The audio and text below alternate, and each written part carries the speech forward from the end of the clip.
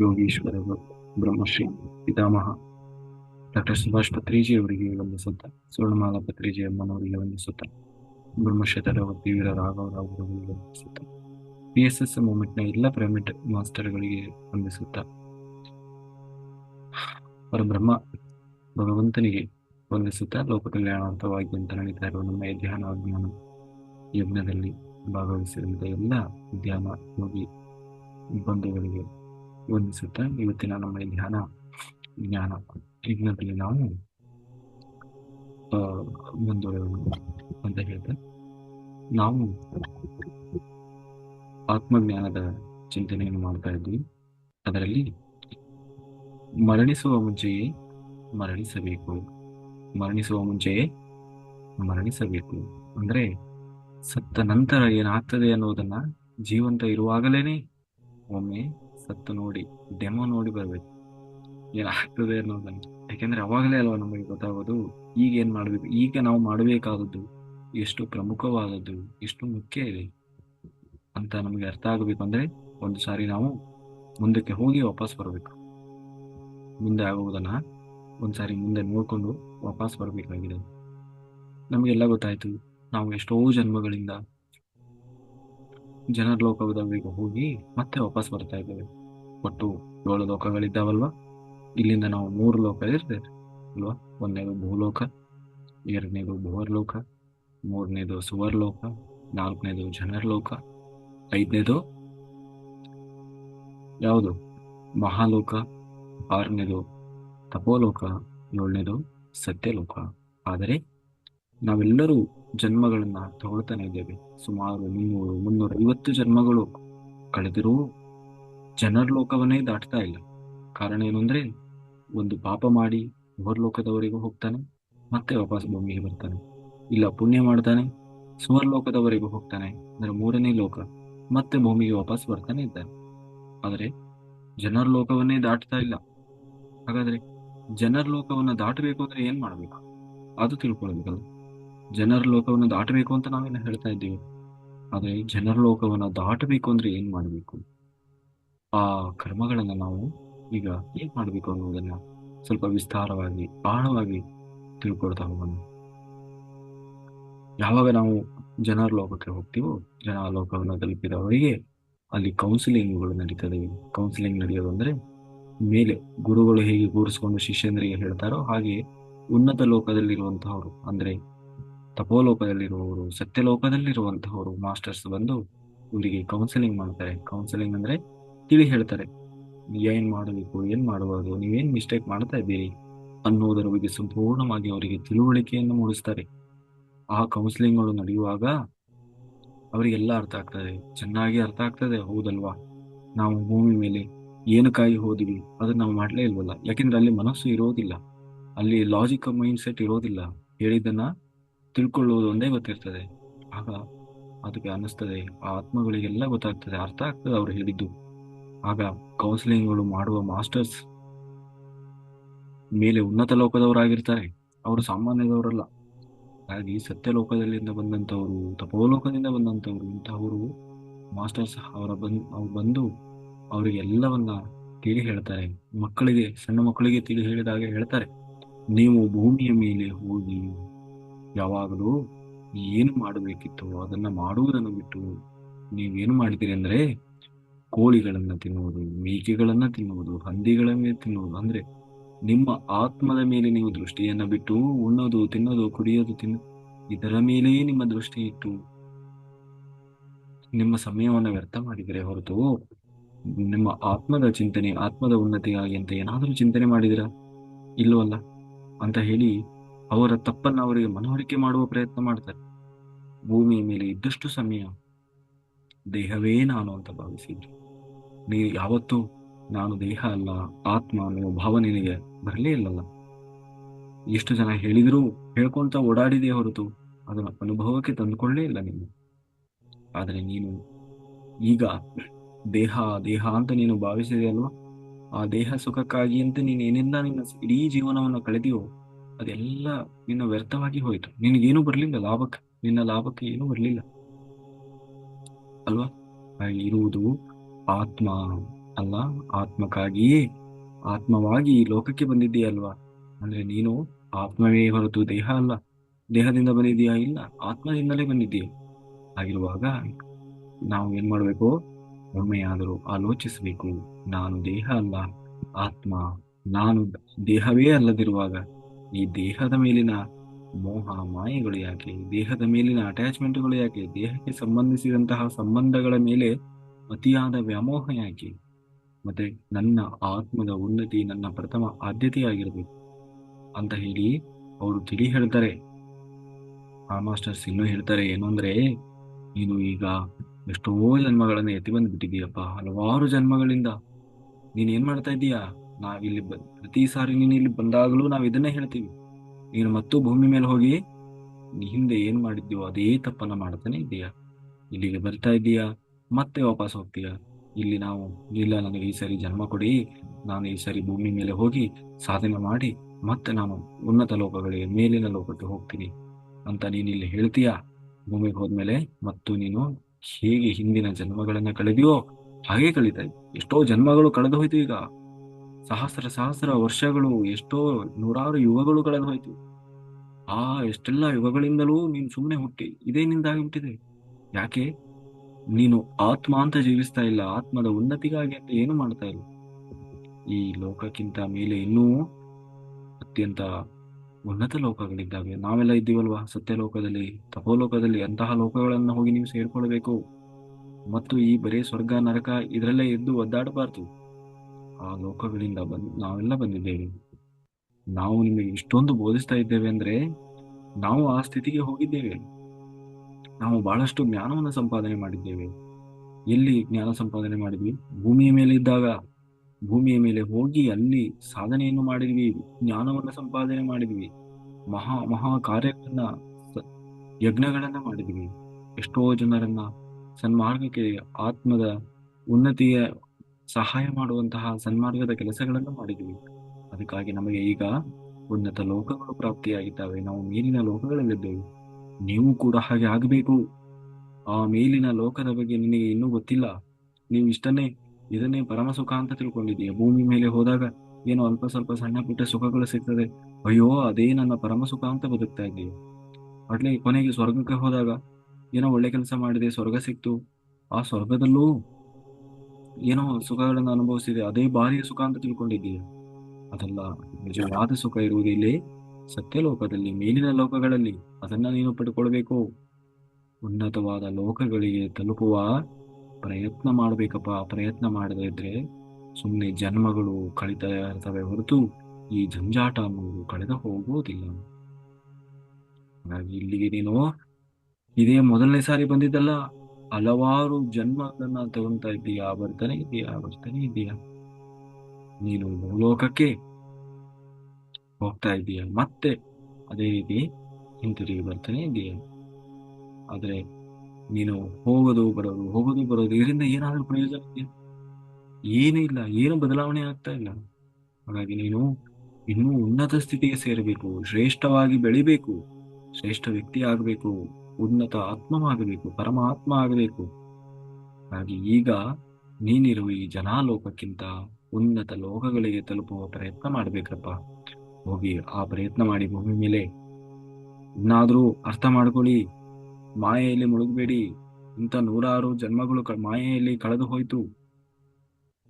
ಹೊಟ್ಟೆಪಾಡಿಗಾಗಿ, ದುಡಿಯೋದಕ್ಕಾಗಿ, ದುಡ್ಡನ್ನ ಸಂಪಾದನೆ ಮಾಡಿ, ಆಸ್ತಿ ಸಂಪಾದನೆ ಮಾಡ್ಲಿಕ್ಕಾಗಿ ಅಷ್ಟಲ್ಲೇ ನಿನ್ನ ಜೀವನ ಜಂಜಾಟವನ್ನ ಮುಗಿಸಿ ಕೊನೆಗೆಲ್ಲ ಅಲ್ಲೇ ಬಿಟ್ಟು ಮತ್ತು ವಾಪಸ್ ಬಂದೆ. ಅಯ್ಯೋ, ಅವಾಗ ಯೋಚನೆ ಮಾಡೋದು, ಹೌದಲ್ವ? ಯಾವುದೋ ದುಡ್ಡಿಗಾಗಿ, ಯಾವುದೋ ಹಣಕ್ಕಾಗಿ, ಯಾವುದೋ ಆಸ್ತಿಗಾಗಿ, ಯಾವುದೋ ಸಂಪತ್ತಿಗಾಗಿ, ಯಾವುದೋ ಸಂಬಂಧಗಳಿಗಾಗಿ, ಅದರಲ್ಲಿ ನಾನು ಆತ್ಮ ಅನ್ನುವುದನ್ನು ಮರೆತು, ನನ್ನ ಆತ್ಮದ ಉನ್ನತಿಯನ್ನೇ ಮರೆತು ಏನ್ ಮಾಡಿದೆ? ಸಂಸಾರದಲ್ಲೇ ಮುಳುಗಿ ಹೋದೆ. ಸಂಸಾರ ಧರ್ಮ ಅನ್ಕೊಂತ ಹೇಳ್ಕೊಂತ ಯಾರಾದ್ರೂ ಕೇಳಿದ್ರೆ ಸಂಸಾರದಲ್ಲಿ ನಿರ್ವಾಣ ಅಂತ ಹೇಳೋದು. ಸಂಸಾರದಲ್ಲಿ ನಿರ್ವಾಣ ಅನ್ನೋದರ ಅರ್ಥ ಸಂಸಾರ ಬಿಟ್ಟು ಹೋಗುವುದು ಬೇಡ, ಅಲ್ಲೇ ಇದ್ದೇ ಸಾಧನೆ ಮಾಡಿ ಅಂತ ಅರ್ಥ. ಅದು ಬಿಟ್ಟು ಸಂಸಾರದಲ್ಲೇ ಮುಳುಗಿ ಅಂತ ಅಲ್ಲ. ಹಾಗಾಗಿ ನಾವು ಅದನ್ನೇ ಹೇಳ್ತಾ ಇದ್ದೀವಪ್ಪ. ಹಾಗೆ ಬೆಳಿಬೇಕು ಅಂತಂದ್ರೆ ಭೂಮಿಯ ಮೇಲೆ ಏನು ಮಾಡಬೇಕೆಂದು ಅವರು ವಿವರವಾಗಿ ಹೇಳ್ತಾ ಹೋಗ್ತಾರೆ. ನೀವು ಭೂಮಿ ಮೇಲೆ ಹೋದ್ಮೇಲೆ ಈ ತಪ್ಪುಗಳನ್ನು ಮತ್ತೆ ಮಾಡಬೇಡಿ. ಮತ್ತೇನ್ ಮಾಡಬೇಕು? ಧ್ಯಾನ ಸಾಧನೆಯನ್ನು ಮಾಡಿ ಹೆಚ್ಚು ಹೆಚ್ಚು ಹೆಚ್ಚು ತೀವ್ರವಾದ ನಿಮ್ಮ ಇಡೀ ಬದುಕಿನ ಅಮೂಲ್ಯವಾದ ಸಮಯ ಅಂದರೆ ನೀವು ಧ್ಯಾನ ಮಾಡಿದ ಸಮಯ. ಆ ಸಂಪೂರ್ಣ ಸಮಯವನ್ನು ಧ್ಯಾನ ಮಾಡಲಿಕ್ಕೆ ಅಂತ ಮೀಸಲಿಡಿ. ಜ್ಞಾನವನ್ನ ಸಂಪಾದನೆ ಮಾಡ್ಕೊಳ್ಳಿ. ಬರೀ ಧ್ಯಾನ ಮಾಡಿದ್ರೆ ಏನು ಪ್ರಯೋಜನ ಇಲ್ಲ.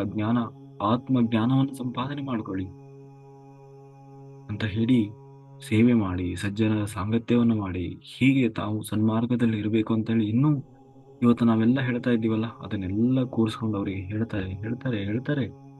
ದೊಡ್ಡ ಕಥೆ ಆಗ್ತದೆ. ಅವಾಗೆಲ್ಲ ಇವರು ತಲೆ ಎಲ್ಲ ಆಡಿಸ್ತಾರೆ. ಹೌದು ಹೌದು ಹೌದು ಕೇಳ್ತಾನೆ. ಆಗ ಅವ್ರಿಗೆ ಅನಿಸ್ತದೆ, ಹೌದಲ್ವಾ, ಎಷ್ಟು ಚೆನ್ನಾಗಿದೆ ಅಲ್ವಾ. ಹಾಗಾದ್ರೆ ನಾವು ಭೂಮಿಗೆ ಹೋಗ್ತೀವಿ. ಭೂಮಿ ಮೇಲೆ ಹೋಗಿ ನಾವು ಪುನಃ ನೀವು ಇಷ್ಟೊತ್ತವರೆಗೂ ಹೇಳಿದ್ದೀರಲ್ವಾ, ಅದನ್ನು ನಾವು ಸಾಧಿಸಿ ಮತ್ತೆ ಪುನಃ ಭೂಮಿ ಏನ್ ಮಾಡ್ತೀವಿ, ವಾಪಸ್ ಬರ್ತೇವೆ. ಅದಕ್ಕೆ ನಮಗೆ ಒಂದು ಅವಕಾಶ ಕೊಡಿ. ಏನ್ ಅವಕಾಶ? ಭೂಮಿ ಮೇಲೆ ಜನ್ಮ ತಗೊಳ್ಳುವ ಅವಕಾಶವನ್ನು ಕೊಡಿ ಅಂತ ಹೇಳಿ ಕೇಳ್ತಾರೆ. ಆಯ್ತು ಅಂತ ಹೇಳಿ ಭೂಮಿ ಹೋಗ್ಲಿಕ್ಕೆ ನಾವು ರೆಡಿ ಇದ್ದೇವೆ. ಪುನಃ ನಾವು ಜನ್ಮ ತಗೊಳ್ಳಿಕ್ಕೆ ರೆಡಿ ಇದ್ದೇವೆ. ನಮಗೆ ಜನ್ಮ ಕೊಡಿ, ಜನ್ಮಕ್ಕೆ ಅವಕಾಶ ಮಾಡಿಕೊಡಿ ಅಂತ ಇವ್ರು ಕೇಳ್ತಾರೆ. ಆಗ ನೀನು ಭೂಮಿ ಮೇಲೆ ಹೋಗಬೇಕಂದ್ರೆ ಅದಕ್ಕಿಂತ ಮುಂಚಿತವಾಗಿ ಏನ್ ಮಾಡ್ಬೇಕಾಗ್ತದೆ? ಈಗಾಗಲೇ ನೀನು ಎಷ್ಟೋ ಜನ್ಮಗಳಿಂದ ಏನ್ ಮಾಡಿದೀಯಾ? ಕರ್ಮ ಸಂಪಾದನೆ ಮಾಡಿದೀಯಲ್ವಾ? ದುಷ್ಟಕರ್ಮಗಳು ಅವನ್ನ ಅನುಭವಿಸ್ಬೇಕಾಗ್ತದೆ ಅಂತ ಹೇಳಿ ಅವನೇನ್ ಏನ್ ಮಾಡ್ತಾರೆ? ಅವನನ್ನ ಆಕಾಶಿಕ್ ರೆಕಾರ್ಡಿಂಗ್ ರೂಮ್ ಒಳಗೆ ಕಳಿಸ್ತಾರೆ. ಅಲ್ಲಿ ಕಳಿಸಿ ನಿನಗೆ ಎಷ್ಟು ಸಾಧ್ಯ ಆಗ್ತದೋ ಅಷ್ಟು ನಿನ್ನ ಒಂದು ಕರ್ಮಗಳನ್ನ ತಗೊಂಡು, ಅಂದ್ರೆ ನೀನೇ ಆಯ್ಕೆ ಮಾಡ್ಕೊಳ್ಬೇಕಾದದ್ದು. ನಿನ್ನ ಕರ್ಮಗಳು ನೀನೇ ಆಯ್ಕೆ ಮಾಡ್ಕೊಳ್ಬೇಕು. ಯಾಕೆಂದ್ರೆ ಭೂಮಿ ಮೇಲೆ ಹೋದ್ಮೇಲೆ ನೀನೇ ಅದನ್ನ ಅನುಭವಿಸ್ಬೇಕಾದವನು, ನೀನೇ ಅದನ್ನ ಪಡಿಬೇಕಾದವನು. ಹಾಗಾಗಿ ನಿನಗೆ ಸಂಪೂರ್ಣ ಇಚ್ಛೆ ಇರ್ತದೆ, ಸ್ವಾತಂತ್ರ್ಯ ಇರ್ತದೆ. ಆ ಕೋಣೆ ಒಳಗೆ ಹೋಗ್ತಾನವನು. ಹೋದಾಗ ಎಷ್ಟೋ ನೂರಾರು ಜನ್ಮಗಳಲ್ಲಿ ತಾನು ಮಾಡಿದ ಕರ್ಮಗಳನ್ನೆಲ್ಲ ನೋಡ್ತಾ ನೋಡ್ತಾ ನೋಡ್ತಾ ಹೋಗ್ತಾನೆ. ಅವನಿಗೆ ಆಶ್ಚರ್ಯ ಆಗ್ತದೆ. ಅಯ್ಯೋ, ನಾನು ಇಷ್ಟೆಲ್ಲಾ ಪಾಪ ಮಾಡಿದ್ದೀನಾ? ಇಷ್ಟೆಲ್ಲಾ ತಪ್ಪುಗಳನ್ನ ಮಾಡಿದ್ದೀನಾ? ಹಾಗಾದ್ರೆ ಇವುಗಳನ್ನೆಲ್ಲ ತೀರಿಸುವುದು ಯಾವಾಗ? ನಾನು ಇದರಿಂದ ಹೊರಗೆ ಬರೋದು ಯಾವಾಗ? ಅವನಿಗೆ ತಲೆ ಕೆಡ್ತದೆ. ಎಲ್ಲವನ್ನ ನಾನು ಭೂಮಿ ಮೇಲೆ ತೆಗೆದುಕೊಂಡು ಹೋದ್ರೆ ನಾನು ಮತ್ತೆ 4 ದಿವಸನೂ ಅಲ್ಲಿ ಇರೋಕ್ಕಾಗಲ್ಲ. ಅಂದ್ರೆ ತಡ್ಕೊಳಕ್ಕಾಗದೆ ಏನ್ ಮಾಡ್ತೀನಿ, ನಾನು ವಾಪಸ್ ಮತ್ತೆ ಸತ್ತೋಗ್ಬಿಡ್ತೇನೆ ಅಂತ ಹೇಳಿ ಭಯ ಆಗ್ತದೆ. ಆದ್ರೆ ಅದನ್ನೆಲ್ಲ ನಾನು ತಗೊಂಡು ಹೋದ್ರೆ ನಾನು ನಿಜವಾಗ್ಲೂ ಎದುರಿಸ್ಲಿಕ್ಕೆ ಆಗ್ತದ ಅಂತ ಅನುಮಾನ ಪಡ್ತಾನೆ. ಆದ್ರೆ ಬೇರೆ ವಿಧಿ ಇರುವುದಿಲ್ಲ. ಅವನು ಮತ್ತೆ ಅನ್ಕೊಳ್ತಾನೆ, ಇಲ್ಲ, ಇದೊಂದು ಸಾರಿ ಹೋಗಿ ಕಷ್ಟಪಟ್ಟು ಬಿಡೋಣ, ಆದ್ರೆ ಆಮೇಲೆ ಏನು ಒಳ್ಳೆಯ ಲೋಕಗಳನ್ನ ಪಡಿಬೋದಲ್ವಾ ಅಂತ ಹೇಳಿ ಪುನಃ ಏನ್ ಮಾಡ್ತಾನೆ? ಇಲ್ಲ, ಅಲ್ಲಿ ಹೋಗಿ ಪಾಪಗಳನ್ನು ಮಾಡೋದಿಲ್ಲ. ಬದಲಾಗಿ ಇವರು ಆ ಪಾಪಗಳಿಂದ ಹೊರಗೆ ಬರೋದು ಹೇಗೆ ಅಂತ ಮಾರ್ಗ ಹೇಳ್ಕೊಟ್ಟಿದ್ದಾರಲ್ವಾ. ಏನು ಧ್ಯಾನ ಮಾಡಬೇಕು, ಜ್ಞಾನ ಸಂಪಾದನೆ ಮಾಡಬೇಕು, ಸೇವೆ ಮಾಡಬೇಕು, ಇದನ್ನೆಲ್ಲ ಹೇಳ್ಕೊಟ್ಟಿದ್ದಾರಲ್ವಾ. ಅದನ್ನೆಲ್ಲ ಮಾಡ್ತೇನೆ ನಾನು. ಆಗ ಈ ಪಾಪಗಳು ಏನಾಗ್ತವೆ? ಅವುಗಳ ಶಕ್ತಿ ಕಳ್ಕೊಳ್ತವೆ ಅಂತ ಹೇಳಿ ಏನ್ ಮಾಡ್ತಾನೆ ಅವನು? ಆ ಎಲ್ಲ ಪಾಪಗಳನ್ನು, ತನ್ನ ಕರ್ಮಗಳನ್ನೆಲ್ಲ ಸೆಲೆಕ್ಟ್ ಮಾಡ್ಕೊಳ್ತಾನೆ. ಸೆಲೆಕ್ಟ್ ಮಾಡ್ಕೊಂಡು ಆ ಕರ್ಮಾನುಸಾರ ಏನ್ ಮಾಡ್ತಾನೆ? ಅವನು ಇಲ್ಲಿ ತನ್ನ ಇಡೀ ಲೈಫ್ ಅನ್ನ ಬರೆದುಕೊಳ್ತಾನೆ, ಡಿಸೈನ್ ಮಾಡ್ಕೊಳ್ತಾನೆ. ನಾನು ಭೂಮಿ ಮೇಲೆ ಹೋದಾಗ ಇಷ್ಟು ವರ್ಷ ಬದುಕಬೇಕು, 60-70 ವರ್ಷ ಬದುಕಬೇಕು. ಆ 70 ವರ್ಷದ ಇಡೀ ಬದುಕಿನಲ್ಲಿ ಏನೇನಾಗಬೇಕು, ಯಾರ್ಯಾರು ಎಲ್ಲೆಲ್ಲಿ ಇವೇಗೆಲ್ಲ ನನಗೆ. ಯಾಕೆಂದ್ರೆ ಎಷ್ಟೋ ಜನ್ಮದಲ್ಲಿ ಇವನು ಏನೇನೋ ಮಾಡಿದಾನಲ್ವಾ. ಕೆಲವರಿಗೆ ಹೊಡೆದಿದ್ದಾನೆ, ಅದನ್ನು ಇವನು ಈ ಜನ್ಮದಲ್ಲಿ ಅವನು ನನಗೆ ಹೊಡಿಬೇಕು. ಯಾವನಿಗೂ ಒಬ್ಬ ಇವನಿಗೆ ದುಡ್ಡು ಕೊಟ್ಟಿದ್ದಾನೆ, ಇವನು ವಾಪಸ್ ಕೊಟ್ಟಿಲ್ಲ. ಈ ಜನ್ಮದಲ್ಲಿ ನಾನು ಅವನಿಗೆ ದುಡ್ಡು ಕೊಡ್ತೇನೆ, ಅವನು ನನಗೆ ವಾಪಸ್ಸು ದುಡ್ಡು ಕೊಡೋದಿಲ್ಲ. ಯಾಕೆ? ನಾನೇ ವಾಪಸ್ ಮಾಡಿದ್ದು, ಹೋದ ಜನ್ಮದಲ್ಲಿ ಮಾಡಿದ್ದು. ಹೀಗೆ ಎಲ್ಲವನ್ನ ಏನ್ ಮಾಡ್ತಾನೆ? ಡಿಸೈನ್ ಮಾಡ್ಕೊಳ್ತಾನೆ. ಕೊನೆಗೆ ಯಾರದ ಋಣ ಇರ್ತದೆ? ಹಿಂದಿನ ಜನ್ಮದಲ್ಲಿ ಇವನು ಯಾರಿಗೋ ಸಹಾಯ ಮಾಡಿರ್ತಾನೆ. ಆ ಸಹಾಯಾರ್ಥವಾಗಿ ಅವ್ರು ಏನ್ ಮಾಡ್ತಾರೆ? ಆ ಸಹಾಯ ತೀರಿಸ್ಬೇಕಲ್ವಾ, ಅದಕ್ಕೆ ಇವನಿಗೆ ಮಕ್ಕಳಾಗೋ ಏನೋ ಆಗೋ ಬರ್ತಾರೆ. ಇಲ್ಲ, ಇವನು ಯಾರಿಗೋ ಇವನಿಗೆ ಯಾರೋ ತುಂಬಾ ಸೇವೆ ಮಾಡಿದ್ದಾರೆ, ಅದಕ್ಕೆ ಇವನು ಹೋಗಿ ಅವ್ರ ಸೇವೆ ಮಾಡಬೇಕು ಅಂತ ಹೇಳಿ ಯಾರನ್ನು ಏನ್ ಮಾಡ್ತಾನೆ? ಅವ್ರನ್ನ ತಂದೆ ತಾಯಿಯನ್ನಾಗಿ ಆಯ್ಕೆ ಮಾಡ್ಕೊಳ್ತಾನೆ. ತಾನು ಅಲ್ಲಿ ಹೋದ ಕುಟುಂಬ ಹೇಗಿರಬೇಕು ಅಂತ ಆಯ್ಕೆ ಮಾಡ್ಕೊಳ್ತಾನೆ. ಎಲ್ಲವನ್ನು ಅವನ ಕರ್ಮಾನುಸಾರ. ಕರ್ಮ ಬಿಟ್ಟು ಹೋಗಂಗಿಲ್ಲ, ಯಾಕಂದ್ರೆ ತಾನು ಮಾಡಿದ್ದು ಅದನ್ನೆಲ್ಲ ಡಿಸೈನ್ ಮಾಡ್ಕೊಳ್ತಾನೆ. ಇಲ್ಲಿ ಅವನನ್ನ ಯಾರು ಅವನಿಗೆ ಸಪೋರ್ಟ್ ಮಾಡಬೇಕು ಅನ್ನುವುದನ್ನು ಅವನೇ ಡಿಸೈನ್ ಮಾಡ್ಕೊಳ್ತಾನೆ. ಇಲ್ಲಿ ಯಾರು ಅವನಿಗೆ ಶತ್ರುಗಳಾಗಿರ್ಬೇಕು ಅನ್ನುವುದನ್ನು ಅವನೇ ನಿರ್ಧಾರ ಮಾಡ್ಕೊಳ್ತಾನೆ. ಯಾರು ಅವನನ್ನ ದ್ವೇಷ ಮಾಡಬೇಕು ಅನ್ನುವುದನ್ನು ಕೂಡ ಅವನೇ ನಿರ್ಧಾರ ಮಾಡ್ಕೊಳ್ತಾನೆ. ಹೀಗೆ ಪ್ರತಿಯೊಂದು ಅನ್ನು ಕೂಡ ಏನ್ ಮಾಡ್ತಾನೋ ಪ್ರತಿಯೊಂದನ್ನು ಅವನಿಗೆ ಸಂಪೂರ್ಣವಾಗಿ ಡಿಸೈನ್ ಮಾಡ್ಕೊಳ್ತಾ ಬರ್ತಾನೆ. ಡಿಸೈನ್ ಮಾಡ್ಕೊಳ್ತಾ ಬಂದು ಕೊನೆಗೆ ಏನೋ ಅದೇ ಏನನ್ನೋದು ಬ್ರಹ್ಮ ಲಿಖಿತ ಅಂತೀವಲ್ವಾ, ಹಾಗೆ ಅಹಂ ಬ್ರಹ್ಮ ಅವನೇ ಅವನೇ ಮಾಡ್ಕೊಂಡಿದ್ದೆಲ್ಲ. ಹಾಗೆ ಅದನ್ನೆಲ್ಲ ತಯಾರು ಮಾಡ್ಕೊಂಡ ಆಗ ಕೆಲವು ಕರ್ಮಗಳನ್ನ ಆರಿಸಿಕೊಳ್ತಾನೆ. ಭೂಮಿ ಮೇಲೆ ಬರುವ ನಿರ್ಧಾರವನ್ನು ಮಾಡ್ತಾನೆ. ಬಂದು ಭೂಮಿಯ ಮೇಲೆ ಬರ್ತಾನೆ. ಬಂದ ಮೇಲೆ ಏನಾಗ್ತದೆ, ಮೇಲಿನ ಲೋಕಗಳಲ್ಲಿ ಏನನ್ನ ಅಂದುಕೊಂಡು ಬಂದನೋ ಅವೆಲ್ಲವನ್ನ ಮರೆತು ಬಿಡ್ತಾನೆ. ಮರೆತು ಏನ್ ಮಾಡ್ತಾರೆ, ಮತ್ತೆ ಯಥಾಸ್ಥಿತಿ ಹಿಂದಿನ ಅಭ್ಯಾಸಗಳು, ಹಿಂದಿನ ಜನ್ಮಗಳಲ್ಲಿ ತಾನು ಏನು ಮಾಡಿದ್ನೋ ಅದೇ ಅಭ್ಯಾಸ, ತನ್ನ ಸುತ್ತಲೂ ಪರಿಸರ ವಾತಾವರಣ ಏನ್ ಕೆಲಸ ಮಾಡ್ತಾ ಇದ್ದಾರೋ ಅದನ್ನೇ ಇವನು ಮಾಡ್ತಾನೆ. ಅವ್ರ ಮನೆಯಲ್ಲಿ ಏನು ಊಟ ತಿಂಡಿ ಮಾಡ್ತಾರೋ ಅದೇ ಇವನ ಅಭ್ಯಾಸ ಆಗ್ತದೆ. ಸುತ್ತಲಿನ ವಾತಾವರಣದಲ್ಲಿ ಯಾವ ರೀತಿ ಜನ ಮಾತನಾಡ್ತಾರೋ, ಅವರ ಅಭ್ಯಾಸಗಳು ಹೇಗಿರ್ತದೋ, ಸಂಸ್ಕಾರಗಳು ಹೇಗಿರ್ತದೋ ಅದನ್ನೇ ಇವನು ಏನ್ ಮಾಡ್ತಾನೆ, ಅನುಸರಿಸ್ತಾ ಹೋಗ್ತಾನೆ. ಒಂದ್ ವೇಳೆ ಅವರು ಮಾಂಸಾಹಾರಿಗಳಾಗಿದ್ರೆ ಇವನು ಹಿಂಸೆ ಮಾಡಬಾರದು ಅಂತ ಬಂದಿದ್ದಾನೆ, ಆದ್ರೆ ಇವನು ಕೂಡ ಏನಾಗ್ಬಿಡ್ತಾನೆ, ಮಾಂಸಾಹಾರಿ ಆಗ್ತಾನೆ. ಹೀಗೆ ಪ್ರತಿಯೊಂದು ಕೂಡ ಏನಾಗ್ತದೆ, ಅವನಿಗೆ ಆ ಒಂದು ಯಾವ ಉದ್ದೇಶದಿಂದ ಬಂದನೋ ಅದು ಮರೆತು ಯಾವುದನ್ನು ಮಾಡಬಾರದು ಅದರಲ್ಲೇ ತಾನು ಮುಳುಗಿ ಹೋಗ್ತಾನೆ. ಪುನಃ ಅದೇ ಕೆಲಸಗಳನ್ನ ಮಾಡ್ತಾ ಹೋಗ್ತಾನೆ, ಅವೇ ಪಾಪಗಳನ್ನ ಮಾಡ್ತಾ ಹೋಗ್ತಾರೆ. ಅವನ ಸುತ್ತಲೂ ಇರುವ ಸಮಾಜ, ಕುಟುಂಬ ಎಲ್ಲವೂ ಅವನ ಮೇಲೆ ಪ್ರಭಾವವನ್ನು ಬೀರ್ತದೆ, ಅಧಿಕವಾಗಿರ್ತದೆ. ಆ ಪ್ರಭಾವವೇ ತುಂಬಾ ಬಲಿಷ್ಠವಾಗಿರುತ್ತದೆ. ಆದರೂ ಕೂಡ ಹಿಂದಿನ ಜನ್ಮಗಳಲ್ಲಿ ಏನಾದ್ರೂ ಅವನು ಸ್ವಲ್ಪ ಸಾಧನೆ ಮಾಡಿದ್ರೆ, ಅವನಲ್ಲಿ ಏನಾದ್ರೂ ಒಳ್ಳೆ ಜ್ಞಾನ ಇತ್ತು ಅಂತಂದ್ರೆ, ಆ ಭಾಗ್ಯದಿಂದ ಏನಾಗ್ತದೆ, ಅವನಿಗೆ ಸ್ವಲ್ಪ ಚೇತರಿಕೆ ಕಾಣುತ್ತದೆ. ನೋಡಿ, ಕೆಲವರು ಹೇಳ್ತಾರೆ ಆ ಇಡೀ ಫ್ಯಾಮಿಲಿ ಒಂಥರ ಇದ್ರೆ ಅವನೊಬ್ಬನೇ ಬೇರೆ ತರ ಅಲ್ವಾ. ಅವನಿಗೆ ಸಹಜವಾಗಿ ಕೆಲವೊಂದು ಏನಂತೀವಿ, ಈ ಲೌಕಿಕವಾದ ವಿಚಾರಗಳು ಅವನಿಗೆ ಇಷ್ಟ ಆಗೋದಿಲ್ಲ. ಅವನಿಗೆ ಆ ತುಂಬಾ ಉದಾಹರಣೆಗೆ ಯಾವುದೋ ಒಂದು ತುಂಬಾ ಏನಂತೀವಿ ಅನ್ಸಿವಿಲೈಸ್ಡ್ ಅಂತ ತಿಳ್ಕೊಳ್ಳಿ, ಅನಾಗರಿಕ ಸಮಾಜದಲ್ಲಿ ಹುಟ್ಟಿದ ತಿಳ್ಕೊಳ್ಳಿ. ಆದ್ರೆ ಅವನು ಅದೇ ರೀತಿ ಇದ್ದು ಬೆಳಿಲಿಕ್ಕೆ ಇಷ್ಟಪಡೋದಿಲ್ಲ. ಅವನ ಆಲೋಚನೆಗಳು ಬೇರೆ ರೀತಿ ಇರ್ತದೆ. ಅವನು ಏನೋ ದೇವರ ಬಗ್ಗೆ ಚಿಂತನೆ ಮಾಡ್ತಾನೆ. ಇದೆಲ್ಲ ಪಾಪ, ಇದನ್ನೆಲ್ಲ ಮಾಡಬಾರದು ಅಂತ ಅವನಿಗೆ ಮನಸ್ಸು ಬರ್ತಾ ಇರ್ತದೆ. ಇದರೆಲ್ಲ ಹಿಂಸೆ ಮಾಡಬಾರದು ಅನ್ನೋದು ಅವನ ತಲೆಯಲ್ಲಿ ಬರ್ತಾ ಇರ್ತದೆ. ಹೀಗೆ ಮತ್ತೆ ಎಲ್ಲರೂ ಇದ್ದ ಹಾಗೆ ಅವನು ಇರೋದಿಲ್ಲ. ಅವನು ತಾನೇನೋ ಡಿಫ್ರೆಂಟ್ ಆಗಿ ಬದುಕುವ ಪ್ರಯತ್ನ ಮಾಡ್ತಾ ಇರ್ತಾನೆ. ಆದ್ರೆ ಅವನಿಗೆ ಎಲ್ಲೋ ಒಂದು ಕಡೆ ಅವನಿಗೆ ಅವಕಾಶ ಸಿಕ್ಕರೆ ಸಾಕು, ಅವನು ಏನಾಗ್ಬಿಡ್ತಾನೆ.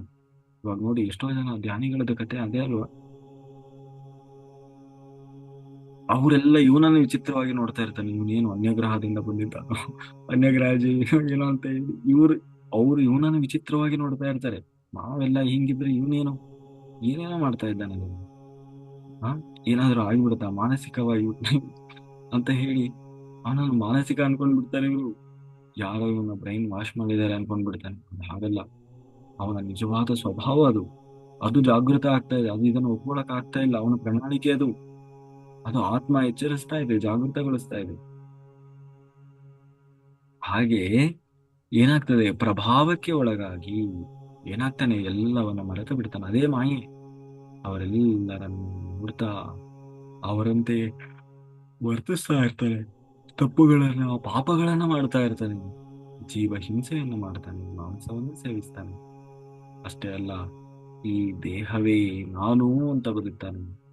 ಮತ್ತೆ ಇಡೀ ದೇಹಕ್ಕೋಸ್ಕರವೇ ತನ್ನ ಎಲ್ಲ ಅಸ್ತವ್ಯಸ್ತ ಏನು ಕಾರ್ಯಗಳನ್ನ ಮಾಡ್ಲಿಕ್ಕೆ ಶುರು ಮಾಡ್ತಾನೆ. ಸದಾ ದೇಹದ ಸುಖಕ್ಕಾಗಿ, ಸದಾ ದೇಹದ ಸೌಂದರ್ಯಕ್ಕಾಗಿ, ಸದಾ ದೇಹದ ಆರೋಗ್ಯಕ್ಕಾಗಿ, ಸದಾ ದೇಹದ ಅಲಂಕಾರಗಳಿಗಾಗಿ, ತನ್ನ ದೇಹಕ್ಕೆ ಸಂಬಂಧಿಸಿದಂತಹ ಸಂಬಂಧಗಳಿಗಾಗಿ, ಅಂದ್ರೆ ರಿಲೇಷನ್ಗಳು, ಅದು ಹೆಂಡತಿಯೋ ಗಂಡನೋ ಮಕ್ಕಳು ತಂದೆಯೋ ತಾಯಿಯೋ, ಅದರಲ್ಲೇ ಅವರ ಹಿತಕ್ಕಾಗಿ, ಹೀಗೆ ಇಷ್ಟರಲ್ಲೇ ಸಂಪೂರ್ಣ ದೇಹ ಸುಖಕ್ಕೋಸ್ಕರ ಏನ್ ಮಾಡ್ತಾನೆ, ತಿನ್ನಬಾರದವುಗಳನ್ನ ತಿನ್ಲಿಕ್ಕೆ ಶುರು ಮಾಡ್ತಾನೆ. ಅದಕ್ಕೆ ದೇಹದ ಆಸೆಗಳನ್ನ ಈಡೇರಿಸಲಿಕ್ಕೆ ವಿವಿಧ ರೀತಿಯ ಕೋರಿಕೆಗಳನ್ನ, ಆ ಕೋರಿಕೆಗಳನ್ನ ಈಡೇರಿಸಿಕೊಳ್ಳಲು ಮಾಡಬಾರದ ಕೆಲಸಗಳನ್ನ ಮಾಡ್ತಾನೆ. ಹೀಗೆ ಮಾಡಬಾರದು ಕೆಲಸಗಳನ್ನು ಮಾಡ್ತಾ ಪಾಪಗಳನ್ನು ಮಾಡಿ ಮತ್ತೇನ್ ಮಾಡ್ತಾನೆ, ಅದೇ ಸ್ಥಿತಿಯಲ್ಲಿ ಮೇಲಕ್ಕೆ ಹೋಗ್ತಾನೆ. ಸ್ವಲ್ಪವೂ ಏನನ್ನೂ ಸಾಧನೆ ಮಾಡಲಿಲ್ಲ. ಅದನ್ನ ಏನಂತ ಕರಿತೀವಿ? ಶಂಕರಾಚಾರ್ಯರು ಏನಂತ ಕರೆದಿದ್ದಾರೆ? ಪುನರಪಿ ಜನ್ಮಂ ಪುನರಪಿ ಮರಣಂ. ಹುಟ್ತಾನೆ ಸಾಯ್ತಾನೆ, ಹುಟ್ತಾನೆ ಸಾಯ್ತಾನೆ. ಏನ್ ಮಾಡಬಾರ್ದು ಅಂತ ಇಲ್ಲಿಗೆ ಬರ್ತಾನೋ ಅದನ್ನೇ ಮಾಡ್ತಾನೆ. ಏನ್ ಮಾಡಬೇಕು ಅಂತ ಅನ್ಕೊಂಡು ಬಂದಿರ್ತಾನೋ ಅದನ್ನೇ ಮರೆತು ಬಿಡ್ತಾನೆ. ಮಾಡಬೇಕಾದದ್ದನ್ನ ಮರಿತಾನೆ, ಮಾಡಬಾರದನ್ನ ಇನ್ನೂ ಜಾಸ್ತಿ ಶ್ರದ್ಧೆಯಿಂದ ಹೆಚ್ಚು ಹೆಚ್ಚು ಮಾಡ್ತಾ ಮಾಡ್ತಾ ಮಾಡ್ತಾ ಇಡೀ ಜನ್ಮವನ್ನು ಪುನಃ ವ್ಯರ್ಥವಾಗಿ ಕಳೆದು ಬಿಡ್ತಾನೆ. ಇಡೀ ಜನ್ಮವನ್ನು ಪುನಃ ವ್ಯರ್ಥವಾಗಿ ಕಳೆದು ಬಿಡ್ತಾನೆ. ಅಂದ್ರೆ ಅಲ್ಲಿ ಎಂತಹ ಕೌನ್ಸಿಲಿಂಗ್ಗಳು ನಡೀತಾ ಇದೆಯೋ ಅದೇ ಕೌನ್ಸಿಲಿಂಗ್ಗಳು ಈಗ ಭೂಮಿಯ ಮೇಲೆ ನಡೀತಾ ಇದ್ದಾವೆ. ಅದೇ ಈ ತರದ ಕೌನ್ಸಿಲಿಂಗ್ಗಳೇ ಅದೇ. ಆಗ ಅದು ಹೇಗೆ ಗೊತ್ತಾಯ್ತು ಅಂತಂದ್ರೆ ಮಹಾತ್ಮರ ಮೂಲಕ, ಯೋಗಿಗಳ ಮೂಲಕ, ಗುರುಗಳ ಮೂಲಕ, ಸದ್ಗುರುಗಳ ಮೂಲಕ ಏನಾಗ್ತದೆ, ಪುನಃ ಅವರಿಗೆ ಜಾಗೃತ ಆಗ್ತದೆ. ಅವರು ಇವ್ರನ್ನ ಎಚ್ಚರಿಸ್ತಾರೆ. ನೀವು ದೇಹ ಅಲ್ಲ ಆತ್ಮ. ನೀವು ಆತ್ಮದ ಉನ್ನತಿಗಾಗಿ ಇಲ್ಲಿ ಶ್ರಮಿಸಬೇಕಾಗಿದೆ. ನೀವು ಮಾಯೆಯಲ್ಲಿ ಮುಳುಗಿ ಹೋಗಿದ್ದೀರಿ. ಮೇಲೆ ನೀವು ನಾನು ಇಲ್ಲಿ ಹೋಗಿ ಆತ್ಮದ ಉನ್ನತಿ ಮಾಡಿಕೊಳ್ತೇನೆ ಅಂತ ಮೇಲೆ ಅಲ್ಲಿ ಎಲ್ಲ ಒಪ್ಪಿಕೊಂಡು ತಯಾರಿ ಮಾಡಿಕೊಂಡು ಭೂಮಿಗೆ ಬಂದು ಆ ಮಾಡಬೇಕಾದ ಕೆಲಸವನ್ನೇ ಮರೆತು ಏನು ಮಾಡಬಾರದು ಅದರಲ್ಲಿ ಮುಳುಗಿ ಹೋಗಿದ್ದೇವೆ. ಅಲ್ವಾ? ಅದನ್ನೇ ಪತ್ರಿಜಿಯಂತಹ ಗುರುಗಳಿಂದ ಅಥವಾ ಎಷ್ಟೋ ಸದ್ಗುರುಗಳಿಂದ ನಮಗೆಲ್ಲ ಈ ಜ್ಞಾನ ಪುನಃ ನಮಗೆ ಅರಿವಿಗೆ ಬರುತ್ತದೆ ಭೂಮಿಯ ಮೇಲಿದ್ದಾಗ. ಅಲ್ಲಿಯವರೆಗೆ ಇವತ್ತು ಎಷ್ಟೊಂದು ಧ್ಯಾನಿಗಳು ಎಲ್ಲ ಧ್ಯಾನ ಪ್ರಚಾರ ಮಾಡ್ತಾರೆ, ಹೇಳಿಕೊಡ್ತಾರೆ. ಧ್ಯಾನ ಮಾಡ್ರಿ, ನೀವು ಧ್ಯಾನ ಮಾಡಕ್ಕೆ ಬಂದವರು, ನೀವು ಸಾಧನೆ ಮಾಡ್ಲಿಕ್ಕೆ ಬಂದವರು, ಸೇವೆ ಮಾಡ್ಲಿಕ್ಕೆ ಬಂದವರು ಅಂತ ಹೇಳಿ ಜಾಗೃತಗೊಳಿಸ್ತಾರೆ. ಇದೇ ಕೌನ್ಸಿಲಿಂಗ್, ಮೇಲೆ ನಡೆಯುವ ಕೌನ್ಸಿಲಿಂಗ್ಗಳೇ. ಈಗ ಈ ಜೂಮ್ ಕ್ಲಾಸ್ ಕೂಡ ಒಂದು ಕೌನ್ಸಿಲಿಂಗ್ ಅಲ್ವಾ? ಅಲ್ಲಿ ಇದೇ ರೀತಿ ಕೂರಿಸ್ಕೊಂಡು ಹೇಳಿರ್ತಾರೆ, ನೀವು ಯಾವ್ದು ಮಾಡಬಾರ್ದು, ಇದು ಮಾಡಬಾರ್ದು, ಅದನ್ನ ಮಾಡ್ಬೇಕು, ಇದನ್ನ ಮಾಡ್ಬೇಕು ಅಂತ. ಹಾಗಾಗಿ ಅದಕ್ಕೆ ಅವ್ರು ಹೇಳ್ತಾರೆ, ನಾವು ಏನ್ ಹೇಳ್ತಾ ಇದ್ದೀವಿ ಅಂದ್ರೆ, ನೀವು ಈಗ ಏನು ಮಾಡ್ತಾ ಇದ್ದೀಯೋ ಅದನ್ನೆಲ್ಲ ನೀನು ಏನು ಮಾಡಬೇಕೋ ಅದನ್ನ ತಿಳ್ಕೊ. ಅದಕ್ಕೆ ತಕ್ಕಂತೆ ನೀವು ವರ್ತಿಸುವುದನ್ನ ಕಲಿ. ಅಂತಹ ಕೆಲಸಗಳನ್ನೇ ಮಾಡ್ತಾ ಹೋಗು. ಮಾಡಬಾರದ ಕೆಲಸಗಳಿಗೆ ಕೈ ಹಾಕಬೇಡ. ಹಾಗಾಗಿ ಮೇಲ್ ನಾವು ಮೇಲಿನ ಲೋಕಗಳಿಗೆ ಹೋದ ನಂತರ ಎಷ್ಟು ತಿಳಿದುಕೊಂಡರೂ ಕೂಡ ಅಲ್ಲಿ ಧ್ಯಾನ ಮಾಡಲು ಶರೀರ ಇರುವುದಿಲ್ಲ. ಜ್ಞಾನ ಸಂಪಾದಿಸಿಕೊಳ್ಳಿಕ್ಕೆ ಅಲ್ಲಿ ಸಾಧ್ಯ ಇರುವುದಿಲ್ಲ. ಧ್ಯಾನ ಮಾಡಿ ಧ್ಯಾನದಿಂದ ಜ್ಞಾನ ಸಂಪಾದನೆ ಮಾಡಿಕೊಳ್ಳಿಕ್ಕೆ ಶರೀರ ಬೇಕು, ಸಾಧನಾ ಶರೀರ. ಆ ಸಾಧನಾ ಶರೀರ ಮೇಲಿನ ಲೋಕಗಳಿಗೆ ಅವಕಾಶ ಇರುವುದಿಲ್ಲ. ತಿಳಿದುಕೊಂಡಂತಹ ಜ್ಞಾನವನ್ನು ಅನುಭವ ಹೊಂದಲಿಕ್ಕೆ ಅಲ್ಲಿ ಅವಕಾಶ ಇರುವುದಿಲ್ಲ. ಅದಕ್ಕೆ ಭೂಮಿಯ ಮೇಲೆ ಎಲ್ಲರೂ ಬರಲೇಬೇಕು. ಭೂಮಿ ಮೇಲೆ ಬಂದ ನಂತರ ಅದನ್ನು ತಿಳಿದುಕೊಂಡ್ರೂ ಧ್ಯಾನ ಮಾಡುವ ಅವಕಾಶ ಸಿಗ್ತದೆ. ಕಾರಣ ಭೂಮಿಯ ಮೇಲೆ ಶರೀರ ಇರ್ತದೆ, ಶರೀರದೊಂದಿಗೆ ಧ್ಯಾನ ಮಾಡಬಹುದು, ಶರೀರದಿಂದ ಜ್ಞಾನ ಸಂಪಾದನೆ ಮಾಡಬಹುದು, ಶರೀರದಿಂದ ಪುಸ್ತಕಗಳನ್ನ ಓದಬಹುದು, ಜ್ಞಾನಿಗಳೊಂದಿಗೆ ಸಜ್ಜನ ಸಾಂಗತ್ಯವನ್ನು ಮಾಡಬಹುದು, ಅಪಾರವಾದ ಜ್ಞಾನವನ್ನ ಹೊಂದಬೇಕು. ಆ ಜ್ಞಾನದಿಂದ ಅನುಭವಗಳನ್ನ ಹೊಂದಬಹುದು. ಆದರೆ ಈ ದೇಹ ಇಲ್ಲದೆ ಮೇಲಿನ ಲೋಕಗಳಲ್ಲಿ ಅದು ಯಾವುದು ಕೂಡ ಸಾರ್ಥಕ ಆಗುವುದಿಲ್ಲ. ಆದರೆ ಯಾವ ಮೇಲಿನ ಲೋಕದಲ್ಲಿ ನಾವು ಏನನ್ನ ಮಾಡಬೇಕು ಅಂತ ಅಲ್ಲೆಲ್ಲ ತಯಾರಿ ಮಾಡ್ಕೊಳ್ತೀವಿ, ಅಲ್ಲೆಲ್ಲ. ಯಾಕಂದ್ರೆ ಅಲ್ಲಿ ಮಾನ್ಯ ಇಲ್ಲ, ಸಂಪೂರ್ಣ ಅವಗಾಹನೆ ಇರ್ತದೆ. ಆದ್ರೆ ಯಾವಾಗ ಭೂಮಿಗೆ ಬಂದೆವೋ ಜ್ಞಾಪಕ ಅನ್ನೋದು ಮರೆತು ಹೋಗ್ತದೆ, ಎಲ್ಲವನ್ನು ಮರೆತು ಬಿಡ್ತೇವೆ. ಆಗ ಯಾರೋ ಮಹಾತ್ಮರು ಬಂದು ಎಚ್ಚರಿಸ್ತಾರೆ, ಗುರುಗಳು ಬಂದು ಎಚ್ಚರಿಸ್ತಾರೆ, ನೀವು ಯಾಕಾಗಿ ಇಲ್ಲಿ ಬಂದಿದ್ದೀರಿ, ಏನನ್ನ ಮಾಡಬೇಕು ಅಂತ ಬಂದಿದ್ದೀರಿ, ಏನನ್ನ ನೀವು ಮಾಡಬೇಕಾಗಿದೆ, ಆದ್ರೆ ನೀವು ಏನ್ ಮಾಡ್ತಾ ಕೂತಿದ್ದೀರಿ ಅಂತ ಹೇಳಿ ಏನ್ ಮಾಡ್ತಾರೆ, ಬೋಧನೆ ಮೂಲಕ ಅವರ ತಪ್ಪುಗಳನ್ನ ಜಾಗೃತಗೊಳಿಸ್ತಾರೆ. ಅವರು ಮಾಡಬೇಕಾದ ಕೆಲಸದ ಬಗ್ಗೆ ಅವರಿಗೆ ಪ್ರೇರಣೆಯನ್ನು ಮಾಡ್ತಾರೆ, ಸನ್ಮಾರ್ಗವನ್ನು ತೋರಿಸ್ತಾರೆ. ಪುನಃ ಮಾಯೆಯಿಂದ ಅವರನ್ನು ಹೊರಗೆ ತರಲಿಕ್ಕೆ ಪ್ರಯತ್ನ ಮಾಡ್ತಾರೆ. ಮಾಡಬಾರದವುಗಳನ್ನ ಬಿಟ್ಟು ಮಾಡಬೇಕಾದವುಗಳನ್ನು ಮಾಡಿದಾಗ ಮತ್ತೆ ಮೇಲಕ್ಕೆ ಹೋದ ನಂತರ ಮೇಲಿನ ಲೋಕದ ಮಾಸ್ಟರ್ಸ್ ನಿಮ್ಮನ್ನ ಪ್ರಶಂಸೆ ಮಾಡ್ತಾರೆ. ತುಂಬಾ ಒಳ್ಳೆ ಕೆಲಸ ಮಾಡಿದ್ದೀರಿ ಮಕ್ಕಳೇ, ನಿಜವಾಗ್ಲೂ ನೀವು ಯಾವ ದೇಶದಿಂದ ಭೂಮಿಗೆ ಹೋಗಿದ್ರು ಜನ್ಮ ತಗೊಂಡು ಅದನ್ನು ಸಾಧಿಸಿ ಬಂದಿದ್ದೀರಿ ಅಂತ ಅವರು ನಿಮಗೆ ತುಂಬಾ ಪ್ರಶಂಸೆ ಮಾಡ್ತಾರೆ. ಅಷ್ಟೆಲ್ಲ ನೀವು ಕೂಡ ಮೇಲಿನ ಲೋಕವನ್ನು ಪಡೀಲಿಕ್ಕೆ ಸಾಧ್ಯ ಆಗ್ತದೆ. ನೀನು ನಿಜವಾಗಲೂ ಭೂಮಿಗೆ ಹೋಗಿ ಏನನ್ನ ಮಾಡಿ ಬರಬೇಕಿತ್ತು ಅದನ್ನು ನೀವು ಮಾಡಿ ಬಂದಿದ್ದೀಯಾ. ನೀನು ತುಂಬಾ ಅದೃಷ್ಟವಂತ. ನೀನು ಇನ್ನಷ್ಟು ಉನ್ನತ ಲೋಕಗಳನ್ನ ಸೇರಿಕೊಳ್ತಾ ಇದ್ದೀಯಾ ಅಂತ ಅವ್ರು ಹೇಳ್ತಾರೆ. ಹಾಗೆ ಯಾವಾಗಲೂ ಜನರ ಲೋಕದವರೆಗೆ ಹೋಗಿ ಹಿಂತಿರುಗಿ ಬರುವುದಲ್ಲ, ಜನರ ಲೋಕವನ್ನು ದಾಟುವ ಪ್ರಯತ್ನ ಮಾಡಬೇಕು. ಆಗ ಜನರ ಲೋಕವನ್ನು ದಾಟುವ ಪ್ರಯತ್ನ ಮಾಡಿದಾಗ ಅವನು ಶ್ರೇಷ್ಠನಾಗ್ತಾನೆ. ಭೂಮಿಯ ಮೇಲೆ ಬಂದವನು ಸದಾ ಜನಾಲೋಕಕ್ಕೆ ಹೋಗಿ ಮತ್ತೆ ವಾಪಸ್ ಬರ್ತಾ ಇರ್ತಾನೆ. ಅದಕ್ಕೆ ಅವನು ಏನು ಪ್ರಯತ್ನ ಮಾಡಬೇಕಾಗಿಲ್ಲ. ಸತ್ತ ಮೇಲೆ ಮೇಲೆ ಯಾವುದೋ ಒಂದು ಲೋಕಕ್ಕೆ ಹೋಗ್ಬೇಕಾಗ್ತದೆ. ಜನರ ಲೋಕವೋ ಏನು ಭೂವರ್ ಲೋಕವೋ ಇಲ್ಲ ಸುವರ್ ಲೋಕವೋ ಮತ್ತೆ ಭೂಮಿ ಮೇಲೆ ವಾಪಸ್ ಬರಬೇಕಾಗ್ತದೆ. ಅದರಲ್ಲಿ ಏನು ವಿಶೇಷತೆ ಇಲ್ಲ. ಏನೂ ಮಾಡದೆ ಸುಮ್ಮನೆ ಕುಂತು ಇಡೀ ಜೀವನ ಕಳೆದು ಸತ್ತು ಹೋದವನು ಕೂಡ ಅವೆರಡರಲ್ಲಿ ಒಂದು ಲೋಕಕ್ಕೆ ಹೋಗಿ ಮತ್ತೆ ವಾಪಸ್ ಬರ್ತಾನೆ. ಆದರೆ ಮನುಷ್ಯ ಪ್ರಯತ್ನ ಮಾಡಬೇಕು. ಯಾವುದಕ್ಕಾಗಿ? ಜನರ ಲೋಕವನ್ನ ದಾಟುವುದಕ್ಕಾಗಿ. ಜನರ ಲೋಕವನ್ನ ದಾಟಿದರೇನೆ ಅವನು ಶ್ರೇಷ್ಠ ಪುರುಷನಾಗ್ತಾನೆ, ಶ್ರೇಷ್ಠ ವ್ಯಕ್ತಿ ಆಗ್ತಾನೆ. ಇಲ್ಲದೆ ಹೋದ್ರೆ ಏನಾಗ್ತಾನೆ? ವ್ಯರ್ಥವಾಗಿ ತನ್ನ ಜನ್ಮವನ್ನ ಕಳೆದುಕೊಂಡು ಸುಮ್ಮನೆ ವೇಸ್ಟ್ ಆಗ್ತಾನೆ. ಇಂಥ ಎಷ್ಟೋ ಜನ್ಮಗಳು ಹೀಗೆ ಆಗ್ಬಿಡ್ತು.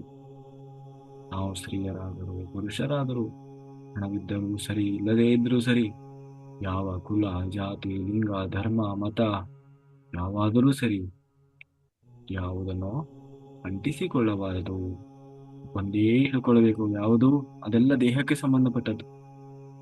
ನಾವು ದೇಹವೇ ಅಲ್ಲ ಅಂದಮೇಲೆ ಯಾವ ಸ್ತ್ರೀ, ನಾವು ದೇಹವೇ ಅಲ್ಲ ಅಂದಮೇಲೆ ಯಾವ ಪುರುಷ, ನಾವು ದೇಹವೇ ಅಲ್ಲ ಅಂದಮೇಲೆ ಯಾವ ಹಣ, ನಾವು ದೇಹವೇ ಅಲ್ಲ ಅಂದಮೇಲೆ ಯಾವ ಕುಲ, ನಾವು ದೇಹವೇ ಅಲ್ಲ ಅಂದಮೇಲೆ ಯಾವ ಮತ, ಯಾವ ಜಾತಿ, ಯಾವ ಲಿಂಗ, ಯಾವ ಧರ್ಮ, ಯಾವುದೂ ಇಲ್ಲ. ಮತ್ತೆ ನಾನು ಯಾರು? ದೇಹವೇ ಅಲ್ಲ, ನಾನು ಆತ್ಮ. ಈ ದೇಹ ನಾನಲ್ಲ ಎಂಬ ಅರಿವಿನಿಂದ ಇರಬೇಕು. ಅಷ್ಟೇ ಅಲ್ಲ, ನಾನು ಸಾಮಾನ್ಯವಾದ ಕುಟುಂಬ, ಸಾಮಾನ್ಯವಾದ ಕುಲ, ಮತ ಇವೆಲ್ಲವನ್ನು ಬಿಟ್ಟು ಬಿಡಬೇಕು. ನಾನು ಆತ್ಮ. ಪ್ರತಿಯೊಬ್ಬರು ಏನ್ ಮಾಡ್ಬೇಕು? ನಾನು ಆತ್ಮ ಅಂತ ಜೀವಿಸ್ಬೇಕು. ಆದ್ರೆ ಏನ್ ಮಾಡ್ತಾರೆ? ಪ್ರತಿಯೊಬ್ಬರು ನಾವು ಕಪ್ಪಗಿದ್ದೀವ, ಬೆಳ್ಳಗಿದ್ದೀವ, ಸುಂದರವಾಗಿದ್ದೀವ, ಸುಂದರವಾಗಿಲ್ವಾ, ಮುದುಕರ ಯೌವನದಲ್ಲಿದ್ದೀವ, ಇದನ್ನೆಲ್ಲ ಏನ್ ಮಾಡ್ತೀವಿ? ದೇಹಕ್ಕೆ ಸಂಬಂಧಪಟ್ಟ ವಿಚಾರಗಳಲ್ಲಿ ನಾವು ತೊಡಗಿಕೊಳ್ತೇವೆ, ಆಸಕ್ತಿಯನ್ನು ವಹಿಸ್ತೇವೆ ಹೊರತು ಆತ್ಮದ ಬಗ್ಗೆ, ನಿತ್ಯವಾಗಿರುವ ಆತ್ಮದ ಬಗ್ಗೆ ತಿಳಿದುಕೊಳ್ಳುವ ಪ್ರಯತ್ನ ಮಾಡುವುದೇ ಇಲ್ಲ. ಹಾಗಾಗಿ ನಾವು ಏನ್ ಮಾಡ್ಬೇಕಂತೆ? ಯಾವಾಗಲೂ ನಾವು ಕುತ್ಕೊಳ್ಳುವ ಜಾಗದಲ್ಲಿ ಹೆಚ್ಚು ಸಮಯ ಕುತ್ಕೊಳ್ತೀವಿ, ಅಥವಾ ಹೆಚ್ಚು ಸಮಯ ನಾವು ಕಾಲ ಕಳೆಯುವ ಜಾಗದಲ್ಲಿ ದೊಡ್ಡದಾಗಿ ಬರ್ಕೊಳ್ಬೇಕಂತೆ. ಏನಂತ? ನಾನು ಆತ್ಮ. ನಾನು ದೇಹ ಅಲ್ಲ, ಆತ್ಮ ಅಂತ. ನಾನು ದೇಹ ಅಲ್ಲ, ಆತ್ಮ ಅಂತ ಒಂದು ದೊಡ್ಡ ಒಂದು ಪ್ರಿಂಟ್ ಹಾಕಿ ಅಥವಾ ಬರ್ಕೊಂಡು ಹಾಕ್ಬೇಕಂತ. ಅದನ್ನ ನೋಡಿದಾಗೆಲ್ಲ ಜಾಗೃತ ಆಗ್ಬೇಕು ನಾನು. ಓ, ಅಂದ್ರೆ ಟಮಾಟೆ ಹೊಡೆಯೋದು, ಟಮಾಟೆ ಹೊಡೆಯೋದು ಅಂತೀವಿ ಅಲ್ವಾ? ಜಾಗೃತ ಮಾಡೋದು. ಅದನ್ನ ನೋಡಿದಾಗೆಲ್ಲ ಅನಿಸ್ಬೇಕು, ಓಹೋ ನಾನು ದೇಹ ಅಲ್ಲ ಆತ್ಮ, ನಾನು ದೇಹ ಅಲ್ಲ ಆತ್ಮ ಅಂತ ಹೇಳಿ.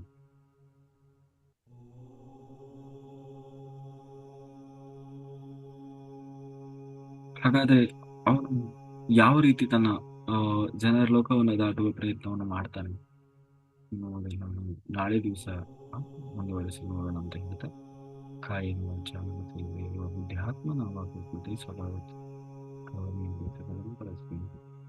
ನಾರಾಯಣ ಸಮರ್ಪಣೆ.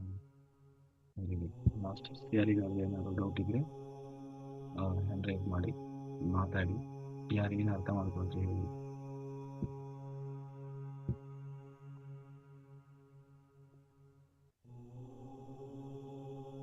ಯಾರು ಹೇಳ್ತೀರಿ? ಬೇಗ ಎಲ್ಲರೂ ವಿಡಿಯೋ ಆನ್ ಮಾಡ್ಕೊಳ್ಬೇಕು. ಆಮೇಲೆ ನಿಮ್ಮ ಹೆಸರು ಏನೇನೋ ಹೆಸರು ಹಾಕೋಬೇಡಿ. ನಿಮ್ಮ ಹೆಸರು ಮತ್ತೆ ನಿಮ್ಮ ಆ, ಅದನ್ನ ಹಾಕೊಂಡು ಬನ್ನಿ. ಅದು ಬಹಳ ಇಂಪಾರ್ಟೆಂಟ್. ಹೆಸರು ಊರು ಹಾಕೊಳ್ಳೋದಿದೆಯಲ್ಲ, ತುಂಬಾ ಇಂಪಾರ್ಟೆಂಟ್. ಯಾಕೆ ಗೊತ್ತಾ? ನಮಗೆ ಎಲ್ಲರ ಮೇಲೂ ಒಂದು ಇದನ್ನ ಇಡ್ಲಿಕ್ಕೆ ನಮಗೆ ಸಹಾಯ ಆಗುತ್ತೆ.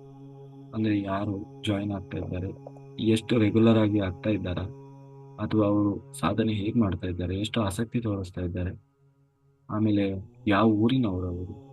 ಯಾಕೆಂದ್ರೆ ನಾವು ಆ ಕಡೆ ಆ ಊರ್ ಕಡೆ ಹೋದಾಗ ಅವ್ರನ್ನ ಕಾಂಟ್ಯಾಕ್ಟ್ ಮಾಡ್ಬೋದು ಸಾಧ್ಯವಾಗಲಿ.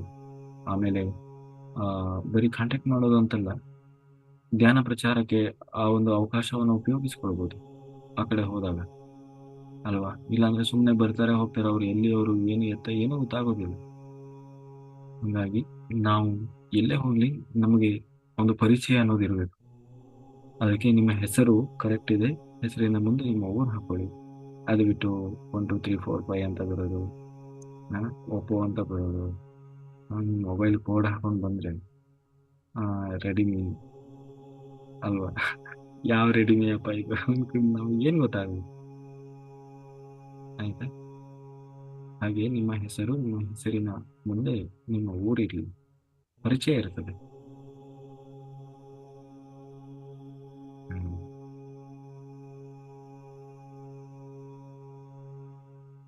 ಗಂಗಯ್ಯ ಮಾಸ್ಟರ್ ಮಾತಾ ಹೇಳ್ತಾರೆ ಏನ್ ತಿಳ್ಕೊಂಡ್ರ ಅವರು, ಮರಣಿಸುವ ಮುಂಚೆಯೇ ಮರಣಿಸಬೇಕು ಅಂತ. ಹೇಳ್ರಿ ಗಂಗಯ್ಯ ಮಾಸ್ಟರ್. ಹಾ ಹಾ.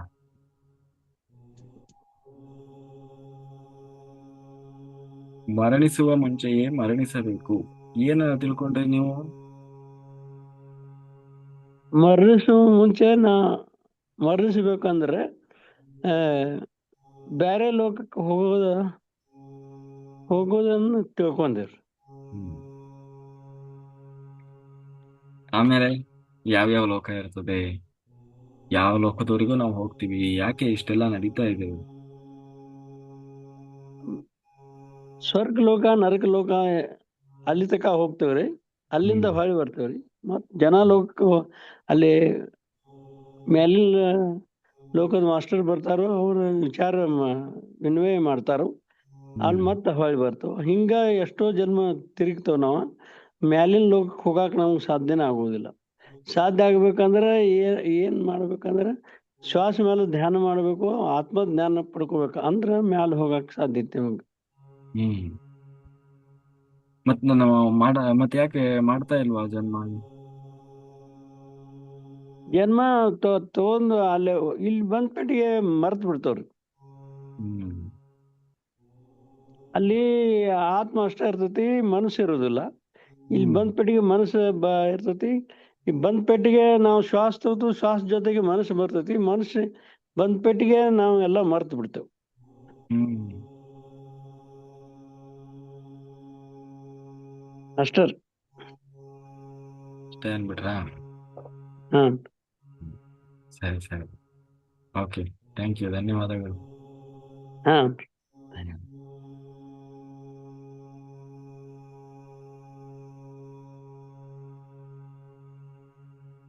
ಮಂಜೇಗೌಡ್ರು.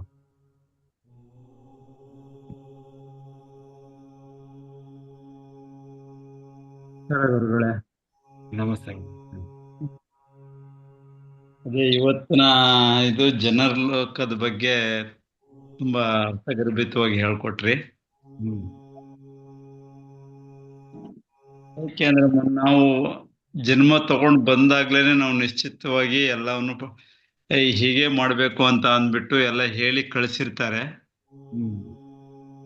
ಆದ್ರೆ ನಾವ್ ಇಲ್ಲಿ ಬಂದಾಗ ಅದನ್ನ ಅವರು ಹೇಳ್ದಾಗೆ, ಗಂಗಯ್ಯನವ್ರು ಹೇಳ್ದಾಗೆ ನಾವು ಇಲ್ಲಿ ಬಂದಾಗ ಇಲ್ಲಿಯ ವಾತಾವರಣದಲ್ಲಿ ನಾವು ಒಳ್ಳೆಯ ಜನಗಳ ಜೊತೆ ಅಥವಾ ಒಳ್ಳೆಯ ಇದ್ರಲ್ಲಿ ಮಾಡದೆ ಏನ್ ಮಾಡ್ತೀವಿ, ಅವೆಲ್ಲ ಮನಸ್ಸಿನ ಜೊತೆಗೆ ಕೈ ಕೊಟ್ಟು ಮತ್ತೆ ಇಲ್ಲಿಯ ಏನು ಒಂದು ಆ ಸ್ಥಿತಿಗಳಿದಾವೆ ಆ ಕಡೆನೆ ಬೇರೆ ಬೇರೆ ಕಡೆ ಗಮನ ಕೊಟ್ಟು ನಮ್ಮ ಆತ್ಮಜ್ಞಾನದ ಕಡೆ ಗಮನ ಇಲ್ದೇನೆ ನಾವು ಬರೀ ಒಂದು ಭೌತಿಕ ಶರೀರ, ಏನು ಭೌತಿಕವಾಗಿ ಏನ್ ಶರೀರದಲ್ಲಿ ಏನ್ ನಡೀತಾ ಇರ್ತದೆ ಅದ್ರ ಕಡೆ ಗಮನ ಕೊಟ್ಟು ಎಲ್ಲವನ್ನು ನಾವು ಇನ್ನು ಏನು ಕರ್ಮಗಳು ಏನು ಮೊದಲು ಕರ್ಮಗಳನ್ನೆಲ್ಲ ಕಳಿಯೋದಕ್ಕೆ ಅಂತ ಬಂದಿರ್ತೀವಿ, ಆ ಕರ್ಮದ ಜೊತೆಗೆ ಇನ್ನು ಆಡ್ ಮಾಡ್ತಾ ಹೋಗ್ತಾ ಇರ್ತೀವಿ. ಅದಕ್ಕಾಗಿ ಅದಕ್ಕೆ ಸಂಬಂಧಪಟ್ಟ ಹಾಗೆ ಈ ಕರ್ಮಗಳನ್ನ ನೀನು ಕಳಿ ಅಂತ ಅಂದ್ಬಿಟ್ಟು ಅಲ್ಲಿ ಏನ್ ನಾವು ಜನ್ಮ ಪಡ್ಕೊಂಡು ಬಂದಿರ್ತೀವಿ ಅಲ್ಲಿಯ ಮಾಸ್ಟರ್ಗಳು ಸಹ ನಮ್ಗೆ ಹೆಚ್ಚಿನ ತಿಳುವಳಿಕೆಯನ್ನ ಕೊಡ್ತಾ ಇರ್ತಾರೆ. ಆ ತಿಳುವಳಿಕೆ ಕೊಟ್ಟು ಸಹ ಕಳಿಸ್ತಾರೆ. ಬಟ್ ಎಷ್ಟೇ ಕೊಟ್ರು ಅದನ್ನ ಕಳಿಲಿಲ್ಲ ಅಂದ್ರೆ ಈ ಇನ್ನು ಕರ್ಮಗಳು ಆಡ್ ಮಾಡ್ಕೊಂಡು ಪುನಃ ಪುನರ್ಜನ್ಮನ್ನೇ ಮಾಡ್ಕೊಂಡು ಬರೋತ ಒಂದು ಕರ್ತವ್ಯ ಮಾಡ್ಕೊಂಡು ನಾವು ಆತ್ಮಜ್ಞಾನದ ಕಡೆ ಹೆಚ್ಚು ಗಮನ ಕೊಡಬೇಕು ಅಂತ ಇದು ತಿಳಿಸ್ಕೊಟ್ರಿ. ಮತ್ತೆ ಎಲ್ಲವನ್ನು ಆತ್ಮಜ್ಞಾನದ ಕಡೆ ಹೋದ್ರೆ ಎಲ್ಲ ನಾವು ಏನ್ ಮಾಡ್ಬೇಕು ಅನ್ನೋದನ್ನ ಮುಂದೆ ನಾವ್ ಏನ್ ಮಾಡ್ಬೇಕು ಅನ್ನೋದೆಲ್ಲಾನು ಕಂಪ್ಲೀಟ್ ಆಗಿ ಅದೇ ಜ್ಞಾನವನ್ನು ಬೆಳೆಸ್ತಾ ಹೋಗ್ತಾ ಇರ್ತೀವಿ. ಎಷ್ಟು ಸ್ವಲ್ಪ ಆತ್ಮಜ್ಞಾನದಲ್ಲಿ ಇನ್ನೂನು ಕೆಲವು ಇದು ಜನರ ಲೋಕ ಆದ ನಂತರ ಇನ್ನು ಸುವರ್ ಲೋಕ ಮತ್ತೆ ಬೋರ್ ಲೋಕ ಅಂತ ಇನ್ನಿನ್ನು ಬೇರೆ ಬೇರೆ ಹಂತಗಳು ಇದಾವೆ ನಾನು ಅನ್ಕೊಂಡಿದೀನಿ. ಆ ಇವತ್ತಿನ ಇದ್ರಲ್ಲಿ ಜನರ ಲೋಕದ ಬಗ್ಗೆ ಮಾತ್ರ ತಿಳುವಳಿಕೆ ಕೊಟ್ಟಿದ್ದೀರಾ. ಮುಂದೆ ಏನು ಅದನ್ನ ಕೇಳ್ತೀಯ ಎಷ್ಟು ನನಗೆ ಅರ್ಥ ಆಯ್ತು ಗುರುಗಳೇ. ನೀವು ಮಧ್ಯೆ ಮಧ್ಯೆ ಗ್ಯಾಪ್ ಮಾಡಬೇಡಿ, ರೆಗ್ಯುಲರ್ ಆಗಿ ಅಟೆಂಡ್ ಆಗಿ. ಅದು ಒಂದು ವಾರ ಊರಲ್ಲಿದ್ದೆ ಗುರುಗಳೇ, ಬರ್ಲಿಕ್ಕೆ ಆಗಿರಲಿಲ್ಲ. ಸ್ವಲ್ಪ ಜಮೀನ್ ಕಡೆ ಹೋಗಿದ್ದೆ. ಅಲ್ಲಿ ಸ್ವಲ್ಪ ನಮ್ಗೆ ವೈಫೈ ಎಲ್ಲ ಕನೆಕ್ಷನ್ ಎಲ್ಲ ಇರ್ಲಿಲ್ಲ. ನೆನ್ನೆಯಿಂದ ಬಂದಿದ್ದೀನಿ. ನೆನ್ನೆ ನಮ್ಮ ಇವು ತಟವರ್ತಿ ಗುರುಗಳಿದ್ರಲ್ಲ ಅದನ್ನೆಲ್ಲ ಕೇಳ್ಕೊಂಡಿದ್ದೀನಿ. ಮತ್ತೆ ನೆನ್ನೆಯಿಂದ ಕಂಟಿನ್ಯೂ ಆಗಿದ್ದೀನಿ. ಇನ್ನು ನಾವು 27ರವರೆಗೂ ಈ ಕಾರ್ಯಕ್ರಮದಲ್ಲಿ ಇರ್ತೀನಿ ಗುರು. ಓಕೆ, ಬರ್ತಾ ಇದ್ದೀರಲ್ಲ ಕಾಶಿಗೆ? ಹಾ, ಬರ್ತಾ ಇದ್ದೀನಿ ಮೈಸೂರಿನಿಂದ. Thank you master, thank Okay. You. Vinayak master ಮಾತಾಡಿ. ನಮಸ್ಕಾರ ಸರ್. ನಮಸ್ಕಾರ ಎಲ್ಲ ಮಾಸ್ಟರ್ಗಳು. ಸರ್, ಇವತ್ತು ನೀವು ನಾವು ಆತ್ಮ ಯಾವಾಗ ಜನಲೋಕಕ್ಕೆ ಹೋದಾಗ ಅಲ್ಲಿ ಕೌನ್ಸಿಲಿಂಗ್ ಆಗತ್ತೆ. ಆ ಕೌನ್ಸಿಲಿಂಗ್ ಮಾಡೋದು ಯಾರಂದ್ರೆ ಸತ್ಯಲೋಕದಲ್ಲಿರುವ ಮಾಸ್ಟರ್ಸ್. ಅಲ್ಲಿ ಬಂದು ನಮಗೆ ನಮ್ಮ ಆತ್ಮಗಳಿಗೆ ಕೌನ್ಸಿಲಿಂಗ್ ಮಾಡ್ತಾರೆ. ಅಂದ್ರೆ ನಿಮ್ಗೆ ನೋಡಪ್ಪ, ಲಾಸ್ಟ್ ಟೈಮ್ ನಿಮ್ಗೆ ಹೇಳಿದ್ವಿ ಈ ಟೈಪ್ ನೀವು ಭೂಲೋಕದಲ್ಲಿ ನಡ್ಕೋಬೇಕು, ಆತ್ಮ ಸಾಧನೆ ಮಾಡ್ಕೋಬೇಕು, ಶ್ವಾಸದ ಮೇಲೆ ಗಮನ ಇಟ್ಬಿಟ್ಟು ನೀವು ಸಾಧನೆ ಮಾಡ್ಬೇಕಂತ ಹೇಳ್ತಾರೆ. ಬಟ್ ನಾವು ಇಲ್ಲಿ ಬಂದ್ಮೇಲೆ ಮತ್ತೆ ಮಾಯೆಗೆ ಆಕರ್ಷಿಸಲ್ಪಟ್ಟು ಎಲ್ಲ ಮರೆತು ಮತ್ತೆ ನಾವು ಪಾಪ ಕರ್ಮಗಳನ್ನು ಮಾಡಬಾರದ ಕೆಲಸಗಳನ್ನು ಮಾಡ್ತಾ ಇರ್ತೀವಿ. ನಮಗೆ ಆ ಮಾಸ್ಟರ್ಸ್ ಹೇಳ್ತಾರೆ, ನೀವು ನೋಡಿ ಈ ಭುವರ್ಲೋಕದಿಂದ ಮೇಲ್ ಬಂದ್ರೆ ಮಹಾಲೋಕ, ತಪೋಲೋಕ ಮತ್ತೆ ಇದು ಸತ್ಯಲೋಕ ಇದೆ. ಅಲ್ಲಿ ಅನಂತ ಸುಖ ಇರುತ್ತೆ. ಅದಕ್ಕೆ ನೀವು ಪ್ರಯತ್ನ ಮಾಡ್ಬೇಕು. ಇಲ್ಲಿ ನೀವು ಮಾಯೆಗೆ ಆಕರ್ಷಿಸಲ್ಪಟ್ಟು ಪಾಪ ಕರ್ಮಗಳು ಮಾಡ್ತಾ ಇದ್ರೆ ನೀವು ಪುನಃ ಪುನಃ ಮತ್ತೆ ಇದೇ ಜನ್ಮ ತಗೊಂತ ಇರ್ತೀರ ಅಂತ ಕೌನ್ಸಿಲಿಂಗ್ ಮಾಡಿರ್ತಾರೆ. ಈ ಕೌನ್ಸಿಲಿಂಗ್ ಆದ್ಮೇಲೆ ಮತ್ತೆ ನಮಗೆ ಆಕಾಶಿಕ್ ರೆಕಾರ್ಡ್ ಅಂತ ಇರುತ್ತೆ. ಆ ರೂಮ್ಗೆ ಹೋಗ್ಬಿಟ್ಟು ನಮ್ಮ ಕರ್ಮಗಳನ್ನೆಲ್ಲ ಮತ್ತೆ ನೆನಪು ಮಾಡ್ಕೊಂಡು ನಾವು ಡಿಸೈಡ್ ಮಾಡ್ತೀವಿ ಸರ್. ಅಂದ್ರೆ ನಮ್ಮ ತಂದೆ ಯಾರಾಗಬೇಕು, ತಾಯಿ ಯಾರಾಗಬೇಕು ಎಲ್ಲ ಈಗ ಡಿಸೈಡ್ ಮತ್ತೆ ಬರ್ತೀವಿ. ಮತ್ತೆ ಇಲ್ಲಿ ಬಂದ್ರೆ ಮತ್ತೆ ನಾವು ಈ ತಪ್ಪುಗಳು ಮಾಡ್ತೀವಿ. ಕೆಲವೊಮ್ಮೆ ಏನಾಗುತ್ತೆ ಸರ್, ಕೆಲವೊಮ್ಮೆ ಯಾವ ಸದ್ಗುರುಗಳ ಸತ್ಸಂಗ ಆದ್ರೆ ಮತ್ತೆ ನಾವು ಅವ್ರು ನಮ್ಗೆ ಎಚ್ಚರಿಕೆ ಮಾಡ್ತಾರೆ, ಇಲ್ಲ ಸರ್ ನೀವು ಈ ಟೈಪ್ ಮಾಡಬಾರ್ದು. ನೀವು ಮುಂಚೆ ನೀವು ಅನ್ಕೊಂಡು ನೀವು ಜನಲೋಕಕ್ಕೆ ಹೋದಾಗ ನೀವು ಡಿಸೈಡ್ ಮಾಡಿದ್ರಿ ನೀವು ಈ ಟೈಪ್ ಆತ್ಮ ಸಾಧನೆ ಮಾಡ್ತೀರಂತ, ಮತ್ತೆ ಮಾಡಿ ಅಂತ ನಮ್ಗೆ ಗೈಡ್ ಮಾಡ್ತಾರೆ. ಅವಾಗ ಮತ್ತೆ ನಾವು ಈ ಸಾಧನೆ ಮಾಡಿ ಮಹಾಲೋಕ, ತಪಲೋಕ ಅಥವಾ ಸತ್ಯಲೋಕ ಹೋಗಕ್ಕೆ ಪ್ರಯತ್ನ ಮಾಡ್ತೀವಿ ಸರ್. ಅಂದ್ರೆ ನಾವ್ ಇಲ್ಲಿ ಇದ್ದಾಗ ಯಾವ ಮಾಯೆಗೆ ಅನ್ಕೊಳ್ಬಾರ್ದು. ನಾವು ನಾವು ದೇಹ ಅಲ್ಲ, ಆತ್ಮ ಅಂತ ತಿಳ್ಕೊಂಡು ಬದುಕ್ಬೇಕು ಸರ್. ಮತ್ತೆ ಆತ್ಮ ಸಾಧನೆಗೆ ಒತ್ತು ಕೊಟ್ಟು ಜೀವನ ನಡೆಸ್ಬೇಕು ಸರ್. ಮಾಡ್ತಾ ಇದ್ದೀವ ಸರ್ ಅದನ್ನ? ಮಾಡ್ತಾ ಇದೀವಿ ಸರ್, ಮಾಡ್ತಾ ಇದ್ದೀನಿ ಸರ್. ನಂಗೆ ಅನುಭವ ಚೆನ್ನಾಗಿದೆ ಸರ್. ಮುಂಚೆಗಿಂತ ನಾನು ನೋಡಿದೀನಿ. ಮುಂಚೆ ಎಷ್ಟೋ ನಾ ಯೋಗ ಕ್ಲಾಸ್ಗೆ ಹೋಗಿದ್ದೆ, ನಂಗೆ ಇಷ್ಟು ಸಂಪೂರ್ಣ ಇದಿರ್ಲಿಲ್ಲ ಸರ್. ಹಂಗೆ ಅಂದ್ರೆ ಏನೋ ಒಂದು ಮಿಸ್ಸಿಂಗ್ ಇದೆ ಅನ್ಸ್ತಾ ಇತ್ತು. ಬಟ್ ಇದನ್ ಮಾಡ್ದಾಗಿಂದ ಬಹಳ ಸಂತೋಷವಾಗಿದೆ. ಆಮೇಲೆ ಅನುಭವನೂ ಚೆನ್ನಾಗಿದೆ ಸರ್. ನಂಗೆ ಅಂತ ಪರಿಪೂರ್ಣ ಒಂದು ಇದೆ ಅಂತ ಅನ್ಸುತ್ತೆ ಸರ್ ನಂಗೆ ಇದ್ರಲ್ಲಿ. ಹಿಂಗಾಗಿ ಫಾಲೋ ಮಾಡ್ತಿದ್ದೀನಿ ಸರ್. ಆಲ್ಮೋಸ್ಟ್ ಎಲ್ಲ ನಾನು ಧ್ಯಾನ ಪ್ರಚಾರ ಮಾಡ್ತಿದ್ದೀನಿ. ಎಷ್ಟೋ ಈಗ ಮನೇಲಿ ಆಯ್ತು ಅಥವಾ ನಮ್ಮ ಫ್ರೆಂಡ್ಸ್ ಗೈಡ್ ಮಾಡ್ತಿದ್ದೆ, ಅಂದ್ರೆ ಜಾಯ್ನ್ ಆಗಿ ಅಂತ ಹೇಳಿ.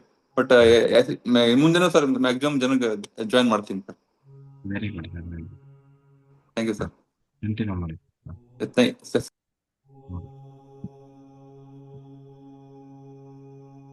ಶೇಖಪ್ಪ ಸರ್ ಮಾತಾಡಿ. ಶೇಖಪ್ಪ ಮಾಸ್ಟರ್ ಅನ್ಮ್ಯೂಟ್ ಮಾಡಿ. ಇದ್ದೀರಾ ಶೇಖಪ್ಪ ಮಾಸ್ಟರ್?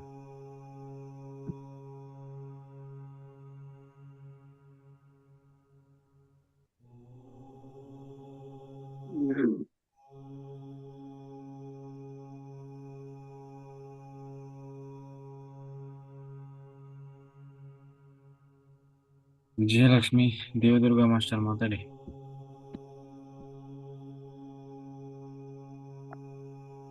ನಮಸ್ತೆ ಸರ್. ನಮಸ್ತೆ ಮೇಡಮ್. ಎಲ್ಲರಿಗೂ ನಮಸ್ಕಾರ. ಇವತ್ತಿನ ಕ್ಲಾಸ್ ನಲ್ಲಿ ನಾವು ಮರಣಿಸುವ ಮುಂಚೆ ಮರಣಿಸುವ ಅನ್ನೋದ್ರ ಬಗ್ಗೆ ತಿಳ್ಕೊಂಡಿವಿ ಸರ್. ನಾವು ಅಲ್ಲಿಂದ ಬರುವಾಗ ಅಂದ್ರೆ ಮೇಲಿನ ಲೋಕದಿಂದ ಬರುವಾಗ ನಾವು ಮೇಲಿನ ಮಾಸ್ಟರ್ಗಳ ಜ್ಞಾನದಿಂದ, ಅವರು ಕೊಟ್ಟಿರ್ತಕ್ಕಂಥ ಜ್ಞಾನದಿಂದ ನಾವು ನಮ್ಮ ಕರ್ಮಗಳಿಗೆ ಅನುಸಾರವಾಗಿ ಜನ್ಮವನ್ನು ಪಡ್ಕೊಂಡು ಬಂದಿರ್ತೀವಿ. ಆದ್ರೆ ಇಲ್ಲಿ ಭೂಮಿಗೆ ಬಂದಾಗ ಮತ್ತೆ ನಾವು ಅದೇ ಮಾಯೆಯಲ್ಲಿ ಬಿದ್ದು ಸಂಸಾರ, ದೇಹ ಮತ್ತು ಕುಟುಂಬ ಧರ್ಮಗಳನ್ನ ಪಾಲಿಸ್ತಾ ನಾವು ಅದೇ ಜೀವನವನ್ನ ಆಧರಿಸ್ಕೊಂಡು ಹೋಗ್ತಾ ಇರ್ತೀವಿ. ಅದು ಎಲ್ಲಿವರೆಗೂ ಅಂದ್ರೆ ಇದೇ ತರ ನಾವು ಎಷ್ಟೋ ಜನ್ಮಗಳನ್ನ ಪಡ್ಕೊಂಡಿರ್ತೀವಿ, ಎಷ್ಟೋ ನೂರಾರು ಜನ್ಮಗಳನ್ನ. ಆ ನೂರಾರು ಜನ್ಮಗಳಿಂದ ಕೂಡ ನಾವು ಅದೇ ಕೆಲಸವನ್ನೇ ಮಾಡ್ತಿರ್ತೀವಿ. ಭೂಮಿಗೆ ಬರೋದು ಮತ್ತೆ ಹೋಗೋದು, ಬರೋದು ಹೋಗೋದು. ಇದೇ ರೀತಿ ನಾವು ಮಾಡ್ತಾ ಮಾಡ್ತಾ ಇದ್ದಾಗ ನಮ್ಗೆ ಯಾವಾಗ ಸದ್ಗುರುಗಳ ದರ್ಶನ ಆಗ್ತದ, ಸದ್ಗುರುಗಳು ನಮ್ಗೆ ಯಾವಾಗ ಸಿಗ್ತಾರ, ಅಂದ್ರೆ ಆತ್ಮಕ್ಕೆ ಎಚ್ಚರಿಕೆಯನ್ನ ಕೊಡ್ತಾರ ಅವರು ಗುರುಗಳು. ಎಚ್ಚರಿಕೆಯನ್ನು ಕೊಟ್ಟಾಗ ಅದನ್ನ ನಾವು ಸದುಪಯೋಗ ಪಡಿಸ್ಕೊಂಡು ನಾವು ಮತ್ತೆ ನಾವು ನಮ್ಮ ಆತ್ಮದ ಉದ್ಧಾರಕ್ಕೆ ನಾವ್ ಏನ್ ಮಾಡ್ಬೇಕು ಅನ್ನೋದನ್ನ ಅವರ ಮಾರ್ಗದರ್ಶನದಲ್ಲಿ ತಿಳ್ಕೊಂಡು ನಾವು ಸಾಧನೆಯನ್ನು ಮಾಡ್ತಾ ಹೋದ್ರೆ ನಾವು ಜನ್ನಾರ್ ಲೋಕವನ್ನು ಕೂಡ ದಾಟಿ ಮುಂದೆ ಹೋಗ್ತೀವಿ ಅಂತ ಹೇಳಿದ್ರು ಸರ್. ಹಾಗಾಗಿ ನಾವು ಈ ದೇಹ ಅಲ್ಲ ಆತ್ಮ ಅನ್ನೋದನ್ನ ತಿಳ್ಕೊಬೇಕು, ಸತ್ಯವನ್ನ ತಿಳ್ಕೊಬೇಕು, ಸತ್ಯದಲ್ಲಿ ನಡಿಬೇಕಂತ ಹೇಳಿದ್ರು ಸರ್. ಈ ಮಾರ್ಗದಲ್ಲಿ ನಮ್ಗೆ ಮೋಕ್ಷ ಇದೆ, ಮುಂದಿನ ಒಂದು ಜನ್ಮರಹಿತ ಸ್ಥಿತಿಯನ್ನ ನಾವು ಹೊಂದ್ಬೋದು ಅಂತೇಳಿ ಹೇಳಿದ್ರು ಸರ್. ಇಷ್ಟನ್ನ ತಿಳ್ಕೊಂಡೆ ಸರ್. ನಮ್ಮ ಪಾಪಗಳ ಕರ್ಮಗಳನ್ನ ನಾವು ಜ್ಞಾನ ಸಾಧನೆಯಿಂದ ಜ್ಞಾನದಿಂದ ಕಳ್ಕೋಬಹುದು. ಈ ಜ್ಞಾನ ಅನ್ನೋದನ್ನ ನಾವು ಸರಿಯಾದ ಮಾರ್ಗದಲ್ಲಿ ಮಾಡಿದ್ರೆ ನಾವು ಹೊಂದಬೇಕಾದದ್ದನ್ನ ಹೊಂದುತ್ತೀವಿ ಅಂತ ಹೇಳಿದ್ರು ಸರ್. ಹಾಗಾಗಿ ತಿಳ್ಕೊಬೇಕಾದ್ರೆ ಧ್ಯಾನ ಸಾಧನೆ ಹೆಂಗಿರ್ಬೇಕಂದ್ರೆ ನಾವು ಸದಾ ಶ್ವಾಸದ ಮೇಲೆ ಗಮನ ಇಟ್ಟು ಸಾತ್ವಿಕ ಆಹಾರವನ್ನ ತೆಗೆದುಕೊಳ್ತಾ, ಸಜ್ಜನ ಸಾಂಗತ್ಯ ಮಾಡ್ತಾ, ಸ್ವಾಧ್ಯಾಯವನ್ನ ಮಾಡ್ತಾ, ನಾವು ಆತ್ಮಜ್ಞಾನಗಳ ಪುಸ್ತಕಗಳನ್ನ ಓದ್ತಾ ನಾವು ಸದಾ ಸತ್ಯ ಮಾರ್ಗದಲ್ಲಿ, ಸದ್ಗುರುಗಳ ಮಾರ್ಗದರ್ಶನದಲ್ಲಿ ಸತ್ಯ ಮಾರ್ಗದಲ್ಲಿ ನಡೆಸಿದ್ರೆ ನಾವು ಆತ್ಮದ ಉನ್ನತಿಯನ್ನ ಹೊಂದುತ್ತೀವಿ ಅಂತ ಹೇಳಿದ್ರು ಸರ್. ಇಷ್ಟನ್ನು ನಾನು ಇವತ್ತು ಈ ಕ್ಲಾಸ್ ನಲ್ಲಿ ತಿಳ್ಕೊಂಡೆ ಸರ್. Very good madam. ಹೇಗೆ ಜ್ಞಾನ ಬರ್ತಾ ಇದೆಯಾ? ಜ್ಞಾನ ಸಂಪಾದನೆ, ಆತ್ಮಜ್ಞಾನ? ಹಾ ಸರ್, ಬರ್ತಿದೆ ಸರ್ ಮೆಸೇಜ್ ಎಲ್ಲ. ಅವು ಮೊದ್ಲೆಲ್ಲ ಹೆಂಗ್ ಬರ್ತಿತ್ತು ತರಗತಿಯಿಂದ ನೀವು ಡೈಲಿ ಕೇಳಿಸ್ತಾ ಇದ್ದೀರಲ್ವಾ, ಏನ್ ಬೆಳವಣಿಗೆ ಆಗ್ತಾ ಇದೆಯಾ ಅಂದೆ. ಏನ್ ಸರ್? ಜ್ಞಾನ ಬೆಳೀತಾ ಇದೆಯಾ ಅಂದೆ. ಬೆಳಿತಾ ಇದೆ ಸರ್. ನಾವು ಮೊದಲಿಗಿಂತ ಈಗ ತುಂಬಾ ಪರಿವರ್ತನೆ ಆಗಿದ್ದೀವಿ. ನಾವು ಮೊದ್ಲೆಲ್ಲ ಭಯ ಬೀಳ್ತಿದ್ವಿ ಮಾತಾಡ್ಬೇಕಾದ್ರೆ, ತಿಳ್ಕೊಬೇಕಾದ್ರೆ. ಅದನ್ನ ಈಗ ಕೇಳಿದ ವಿಷಯನ ಇನ್ನ ಸ್ವಲ್ಪ ಹೊತ್ತಿಗೆ ಮರ್ತ ಹೋಗ್ತಾ ಇದ್ವಿ. ಈಗ ಈಗ ಆತ್ಮಜ್ಞಾನವನ್ನ ಕೇಳ್ತಾ ಇದ್ದಂಗೆಲ್ಲ, ನಾವು ಸಜ್ಜನ ಸಾಂಗತ್ಯ ಮಾಡ್ತಾ ಇದ್ದಂಗೆಲ್ಲ ನಮ್ಗೆ ಪ್ರತಿದಿನ ಮನನ ಆಗ್ತಿದೆ ಸರ್. ಅದರಿಂದ ಜ್ಞಾನ ಪಡಿತಾ ಇದೀವಿ ಸರ್. ಪರಿವರ್ತನೆ ಆಗ್ತಾ ಇದೆ ನಮ್ಮ ಜೀವನದಲ್ಲಿ ಕೂಡ. ನಾವು ಸತ್ಯದಲ್ಲಿ ನಡ್ತಾ ಇದ್ದೀವಿ ಅಂತ ಅನಿಸ್ತಾ ಇದೆ ಸರ್ ಇವಾಗ.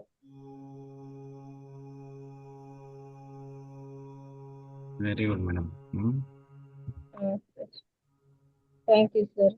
ಅವಕಾಶ ಕೊಟ್ಟಿದ್ದಕ್ಕಾಗಿ ಧನ್ಯವಾದಗಳು. ವಿಜಯ ಮಾಸ್ಟರ್ ಮಾತಾಡಿ. ನಮಸ್ತೆ ಸರ್. ನಮಸ್ತೆ. ನಮಸ್ತೆ ನನ್ನ ಆತ್ಮಬಂಧುಗಳಿಗೂ ಕೂಡ. ಸರ್, ಇಲ್ಲಿ ಜ್ಞಾನ ಹೆಂಗಿದೆ ಅಂತಂದ್ರೆ ಬಗೆದಷ್ಟು ಆಳ ತಿಳಿದಷ್ಟು ಜ್ಞಾನ ಅಂತ ಹೇಳ್ತೀವಲ್ಲ, ಆ ರೀತಿ ಅಪರಿಮಿತವಾದ ಜ್ಞಾನವನ್ನ ಪಡಿತಾ ಇದೀವಿ ಸರ್. ನಾವು ಇಷ್ಟ ದಿನ ಏನು ಅಕ್ಷರ ಜ್ಞಾನವನ್ನ ಪಡೆದಿದೀವಿ, ಅಲ್ಲಿ ಪರಿಮಿತವಾದ, ಅಲ್ಲಿ ನಾವು ಏನನ್ನ ಡಿಗ್ರಿಗಳನ್ನ, PhD ಗಳನ್ನ, ಏನು ಡಬಲ್ ಡಿಗ್ರಿಗಳನ್ನ ಮುಗಿಸಿದೀವಿ, PUC ಅಲ್ಲಿ ಪಡೆದಿರ್ತಕ್ಕಂಥ ವಿದ್ಯೆ 5% ಕೂಡ ನಮ್ಮ ಜೀವನದಲ್ಲಿ ಉಪಯೋಗ ಆಗ್ತಿಲ್ಲ. ಇಲ್ಲಿ ಅಕ್ಷರ ಜ್ಞಾನ ಎಷ್ಟಂದ್ರೆ ಒಳಗೆ ಹೋದಾಗೆ ಇನ್ನೂ ತಿಳಿಬೇಕು, ಏನೋ ಒಂದು ವಿಸ್ಮಯಕಾರಿಯಾದ ಲೋಕದಲ್ಲಿ ನಾವು ಸಂಚರಿಸ್ತಾ ಇದೀವಿ ಅನ್ನೋ ಭಾವ ಬರ್ತಿದೆ ಸರ್. ಮತ್ತೆ ಯಾವ ಪರಬ್ರಹ್ಮ ನಮ್ಮನ್ನ ಮಾನವ ದೇಹವನ್ನ ಕೊಟ್ಟು ಕೆಳಗೆ ಕಳಿಸಿದಾನೋ, ಆ ಪ್ರಣಾಳಿಕೆಯನ್ನ ರೆಡಿ ಮಾಡಿ ಕಳಿಸಿದಾನೋ, ಆ ಪ್ರಣಾಳಿಕೆ ನಾವೇ ರೆಡಿ ಮಾಡ್ಕೊಂಡಿರ್ತೀವಿ. ಆದ್ರೆ ಅದನ್ನ ಮರೆಯೋದು ಕೂಡ ಇಲ್ಲಿ ಸೃಷ್ಟಿಯ ನಿಯಮ ಅಂತ ಓದಿದ್ದೀನಿ ಸರ್ ನಾನೊಂದ್ ಕಡೆ. ಪ್ರಣಾಳಿಕೆಯನ್ನ ಮರೆತು ಹೋಗುವ ಹಾಗೆ ಮಾಡುವುದು ಕೂಡ ಪರಬ್ರಹ್ಮನೇ. ಆದರೆ ಅದನ್ನ ದಾಟಿ ನಾವು ಏನಂದ್ರೆ ಇವತ್ತು ಅರಿವಿಗೆ ಬಂದಿದ್ದೇವೆ. ಒಂದು ಅರಿವು ಮೂಡಿದೆ ನಮ್ಗೆ. ಪ್ರಣಾಳಿಕೆ ಮರ್ತಿಲ್ಲ ನಾವು. ಇವತ್ತೆಲ್ಲ ಕ್ಲಾಸ್‌ನಲ್ಲಿ ಇದೀವಿ. ಆ ಪ್ರಣಾಳಿಕೆಯನ್ನ ಮರೆತಿಲ್ಲ. ನಿಮ್ಮ ಒಂದು ಆಶೀರ್ವಾದದಿಂದ ನಮ್ಗೆ ಮತ್ತೆ ನಮ್ಮ ಪ್ರಣಾಳಿಕೆ ನೆನಪಾಗಿದೆ ಸರ್. ಮತ್ತೆ ಇಲ್ಲಿ ಏನಂತಂದ್ರೆ ನಾವು ಭೂಮಿಗೆ ಬಂದ್ ಆದ್ಮೇಲೆ ಪ್ರಣಾಳಿಕೆಯನ್ನ ಮರೆತು ಹೋಗೋದು ಸೃಷ್ಟಿಯ ನಿಯಮ. ಅದಾದಾಗ್ಯೂ ಕೂಡ ನಾವು ಮರಿದೆ ಮತ್ತೆ ನಾವು ಈ ಲೋಕಕ್ಕೆ ಇದೆ, ಇಂಥದೊಂದು ಲೋಕ ಇದೆ, ನಾನು ಮಾನವ ಅಂದ್ರೆ ಮರುಜನ್ಮ ಇಲ್ಲದೆ ಹಾಗೆ ವರ್ತಿಸುವುದಕ್ಕೆ ಬಂದಿದ್ದೇನೆ ಅನ್ನೋ ಅರಿವು ಬರ್ಬೇಕು ಅಂದ್ರೆ ಅದು ಕೂಡ ಎಕ್ಸಾಕ್ಟ್ ಆಗಿ 350 ಜನ್ಮ ಕಳಿಬೇಕು ಅಂತ ಕೇಳಿದೀನಿ ಸರ್ ಈ ಜ್ಞಾನದಿಂದ. ಕೊನೆಯ ಜನ್ಮಕ್ಕೆ ಬಂದಾಗ ಅದಕ್ಕಿಂತ ಮುಂಚೆ ಸರ್ ನಾವು ಎಲ್ಲ ಜೀವರಾಶಿಗಳಾಗೂ ಹುಟ್ಟಿ ಬಂದಿರ್ತೀವ. ಹೌದು, ಎಲ್ಲಾ ಸ್ಥಾಯಿಯಿಂದಲೂ ದಾಟಿ ಮನುಷ್ಯ ಜನ್ಮಗಳಿಗೆ ಶುರುವಾದ್ಮೇಲೆ, ಮನುಷ್ಯ ಜನ್ಮಕ್ಕೆ ಶುರುವಾದ್ಮೇಲೆ ಅವ್ರು ಎಷ್ಟೇ ಪಾಪ ಮಾಡ್ಲಿ ಮತ್ತೆ ಪುನಃ ಪ್ರಾಣಿ ಜನ್ಮಗಳಿಗೆ ಹೋಗೋದಿಲ್ಲ. ಕಷ್ಟ ಆದ್ರೂ ಪರವಾಗಿಲ್ಲ, ಮತ್ತು ಮನುಷ್ಯ ಜನ್ಮದಲ್ಲೇ ಬರ್ತಾ ಇರ್ತಾನೆ. ಆದ್ರೆ ಮನುಷ್ಯ ಜನ್ಮದಲ್ಲಿ ಬಂದ್ರೂ ಕೂಡ ಕೆಲವೊಮ್ಮೆ ಪ್ರಾಣಿಗಿಂತಲೂ ಕಡೆಯದಾದ ಜೀವನವನ್ನು ಅನುಭವಿಸ್ತಾನೆ. ಬಿಕಾಸ್ ಅಂದ್ರೆ ತುಂಬಾ ಪಾಪ ಮಾಡಿದ್ದಾರೆ. ಉದಾಹರಣೆಗೆ ಈಗ ಯಾರೋ ತುಂಬಾ ಪಾಪ ಮಾಡಿದ, ಅದಕ್ಕೆ ಅವನಿಗೆ ಮನುಷ್ಯ ಜನ್ಮದಿಂದ ಬೇರೆ ಜನ್ಮ ಏನಾದ್ರು ಸಿಗ್ತದ ಅಂತಂದ್ರೆ ಬೇರೆ ಜನ್ಮ ಸಿಗೋದಿಲ್ಲ.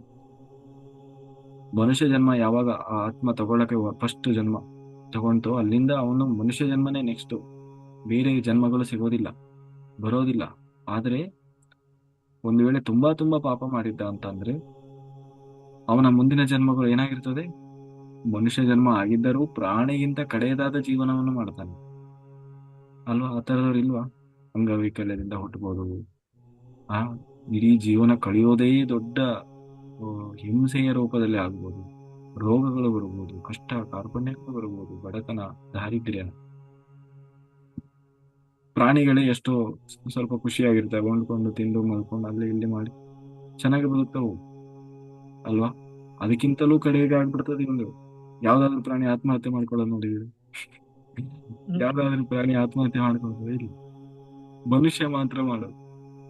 ಆದ್ರೆ ಮನುಷ್ಯನಾಗಿ ಹುಟ್ಟಿದ್ರು ಕೂಡ ಬದುಕಕ್ ಆಗಲ್ಲ ಅನ್ನೋ ಸ್ಥಿತಿಗೆ ಹೋಗ್ತಾನೆ. ಆದ್ರೆ ಪ್ರಾಣಿಗಳು ಆ ಸ್ಥಿತಿಗೆ ಹೋಗೋದಿಲ್ಲ, ಒಂದು ಹಂತದವರೆಗೆ ಇರ್ತವೆ.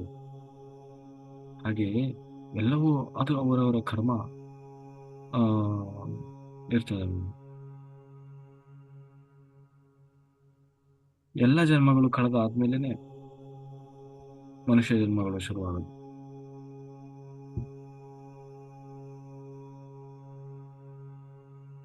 ಮತ್ತೆ ಇನ್ನೊಂದೇನಂತಂದ್ರೆ ನಾವು ಕೊನೆಯ ಜನ್ಮಕ್ಕೆ ಬರ್ದೇ ಇದ್ದಾಗ ಯಾಕೆ ಇವತ್ತು ಎಲ್ಲರೂ ಏಕೆ ಯಾರೇ ಅವರು ಧ್ಯಾನ ಯಾರು ಮಾಡದೆ ಬದುಕ್ತಾ ಇದ್ದಾರೆ, ಅವ್ರು ಏನಂತಂದ್ರೆ ಪ್ರಾಣಿಗಳ ರೀತಿನೇ ಬದುಕ್ತಿರೋ ರೀತಿ ಸರ್. ಪ್ರಾಣಿಗಳಿಗೂ ಮನುಷ್ಯನಿಗೂ ವ್ಯತ್ಯಾಸ ಇಲ್ಲ ಇಲ್ಲಿ. ಯಾರು ಇನ್ನು ಅವರು ತಾಮಸ ಜನ್ಮಗಳಲ್ಲಿದ್ದಾರೆ, ರಾಜಸ ಜನ್ಮಗಳಲ್ಲಿದ್ದಾರೆ, ಕೆಲವರು ಸಾತ್ವಿಕ ಜನ್ಮಗಳಲ್ಲಿದ್ದಾರೆ. ತಾಮಸ ಜನ್ಮಗಳಲ್ಲಿದ್ದವರು ಉಣ್ತಾರೆ, ತಿಂತಾರೆ, ಮಲಗ್ತಾರೆ, ಏನೋ ಒಂಚೂರು ಅವ್ರಿಗೆ ಖುಷಿ, ದೇಹಕ್ಕೆ ಏನೇನ್ ಖುಷಿ ಸಿಗ್ತದೋ ಅದನ್ನೆಲ್ಲ ಮಾಡ್ತಾ ಇದ್ದಾರೆ.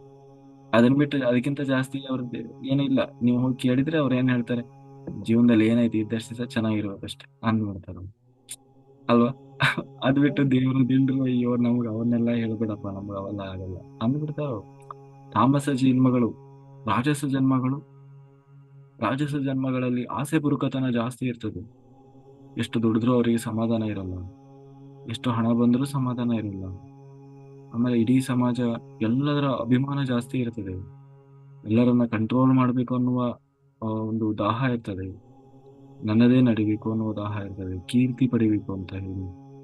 ಆಮೇಲೆ ಜನ ಸಂಪಾದನೆ ಮಾಡಬೇಕು ಅಂತ ಪ್ರಯತ್ನ ಮಾಡ್ತಾನೆ, ದುಡ್ಡು ಸಂಪಾದನೆ ಮಾಡ್ಲಿಕ್ಕೆ ಬೇರೆ ಬೇರೆ ರೀತಿಯ ದಾರಿಗಳನ್ನು ಹುಡುಕ್ತಾನೆ. ಜ್ಯೋತಿಷ್ಯ ಹೇಳ್ತಾನೆ, ಇನ್ನೊಂದು ಮಾಡ್ತಾನೆ, ಕತೆ ಹೇಳ್ತಾನೆ. ಏನೇ ಇವತ್ತು ನೋಡಿ, ದುಡ್ಡು ಮಾಡ್ಲಿಕ್ಕೆ ಏನ್ ಬೇಕಾದ್ರೂ ಮಾಡ್ತಾರೆ ಅಲ್ವಾ ಕೆಲಸಗಳು. ಎಲ್ಲ ರಾಜಸ ಜನ್ಮಗಳು. ಆ ಆಸೆ ಬುರುಕತನ. ರಾವಣ ರಾವಣ ಏನು ಮಾಡಿದ?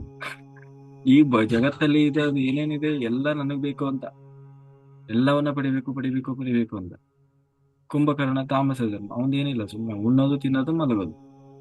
ಕುಂಭಕರ್ಣ. ಸಾತ್ವಿಕ ಜನ್ಮಗಳು. ಸಾತ್ವಿಕದಲ್ಲಿರೋರು ಏನ್ ಮಾಡ್ತಾರೆ? ಅವ್ರು ಯಾರಿಗೂ ಕೆಟ್ಟದ್ ಮಾಡಕ್ ಹೋಗಲ್ಲ, ಇನ್ನೊಬ್ಬರ ಸಹವಾಸಕ್ಕೆ ಹೋಗಲ್ಲ, ಇನ್ನೊಬ್ಬರಿಗೆ ತೊಂದರೆ ಮಾಡೋದಿಲ್ಲ. ಆದ್ರೆ ಭಕ್ತಿ ಮಾರ್ಗದಲ್ಲಿ ಇರ್ತಾರೆ.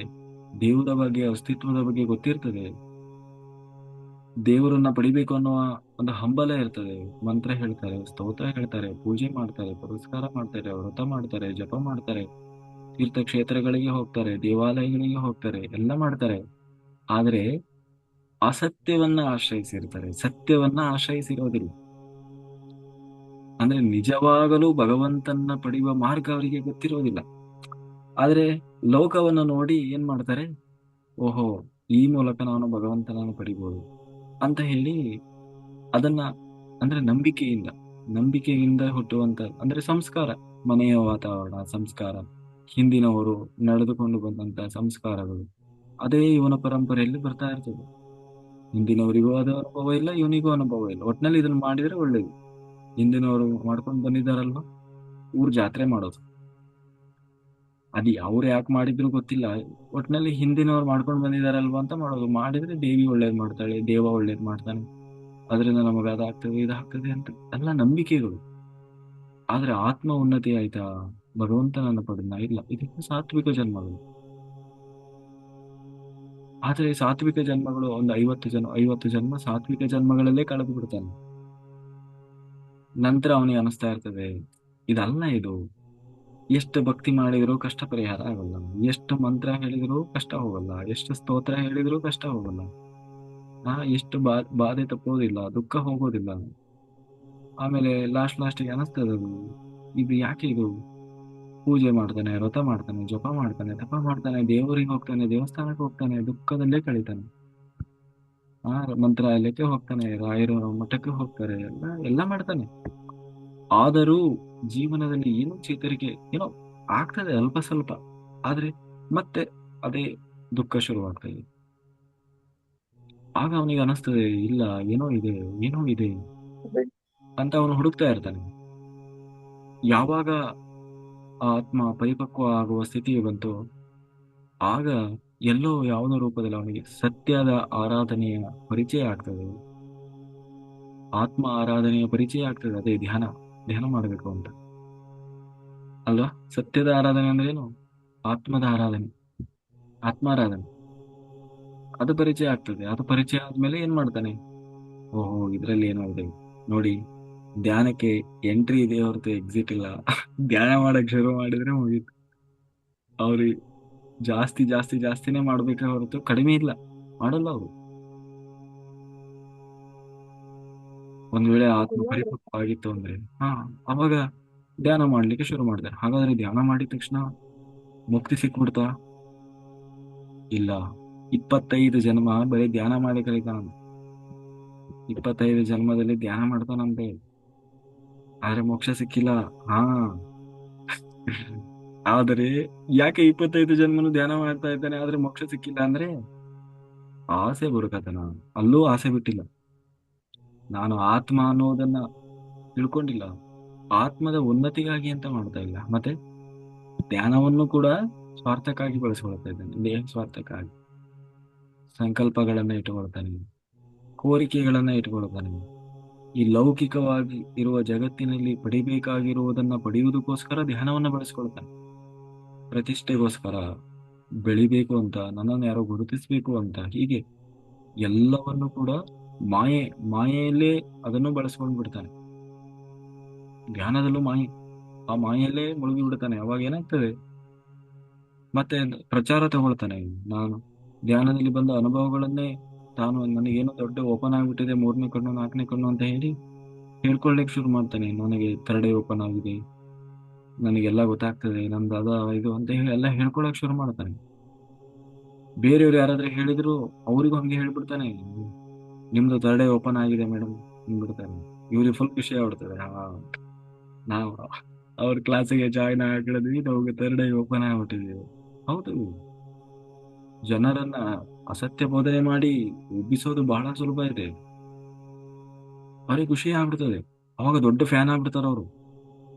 ಹಾ, ಅವಾಗ ಎಲ್ಲರಿಗೂ ಪ್ರಚಾರ ಮಾಡ್ತಾರೆ. ಅವ್ರು ಹೇಳ್ತಾರೆ, ನೋಡಿ ನಾನು ಇವ್ರ ಕ್ಲಾಸಿಗೆ ಜಾಯಿನ್ ಆದೆ, ನಮ್ದು ಥರ್ಡ್ ಐ ಓಪನ್ ಆಯ್ತು, ನನಗೆ ಧ್ಯಾನದಲ್ಲಿ ಅದು ಕಾಣಿಸ್ತದೆ ಇದು ಕಾಣಿಸ್ತದೆ, ಬೆಂಡೆತ್ತುತ್ತಾರೆ ಮೇಲೆ ಹೋಗಿ, ನನಗೆ ಅದು ಕಾಣ್ತು ಇದು ಕಾಣ್ತು ಅನ್ನೋದರ ಆಧಾರದ ಮೇಲೆ ಜನರ ಲೋಕವನ್ನ ದಾಟೋದು, ಸತ್ಯಲೋಕ ಪ್ರಾಪ್ತಿಯಾಗೋದು ಅದಿಲ್ಲ.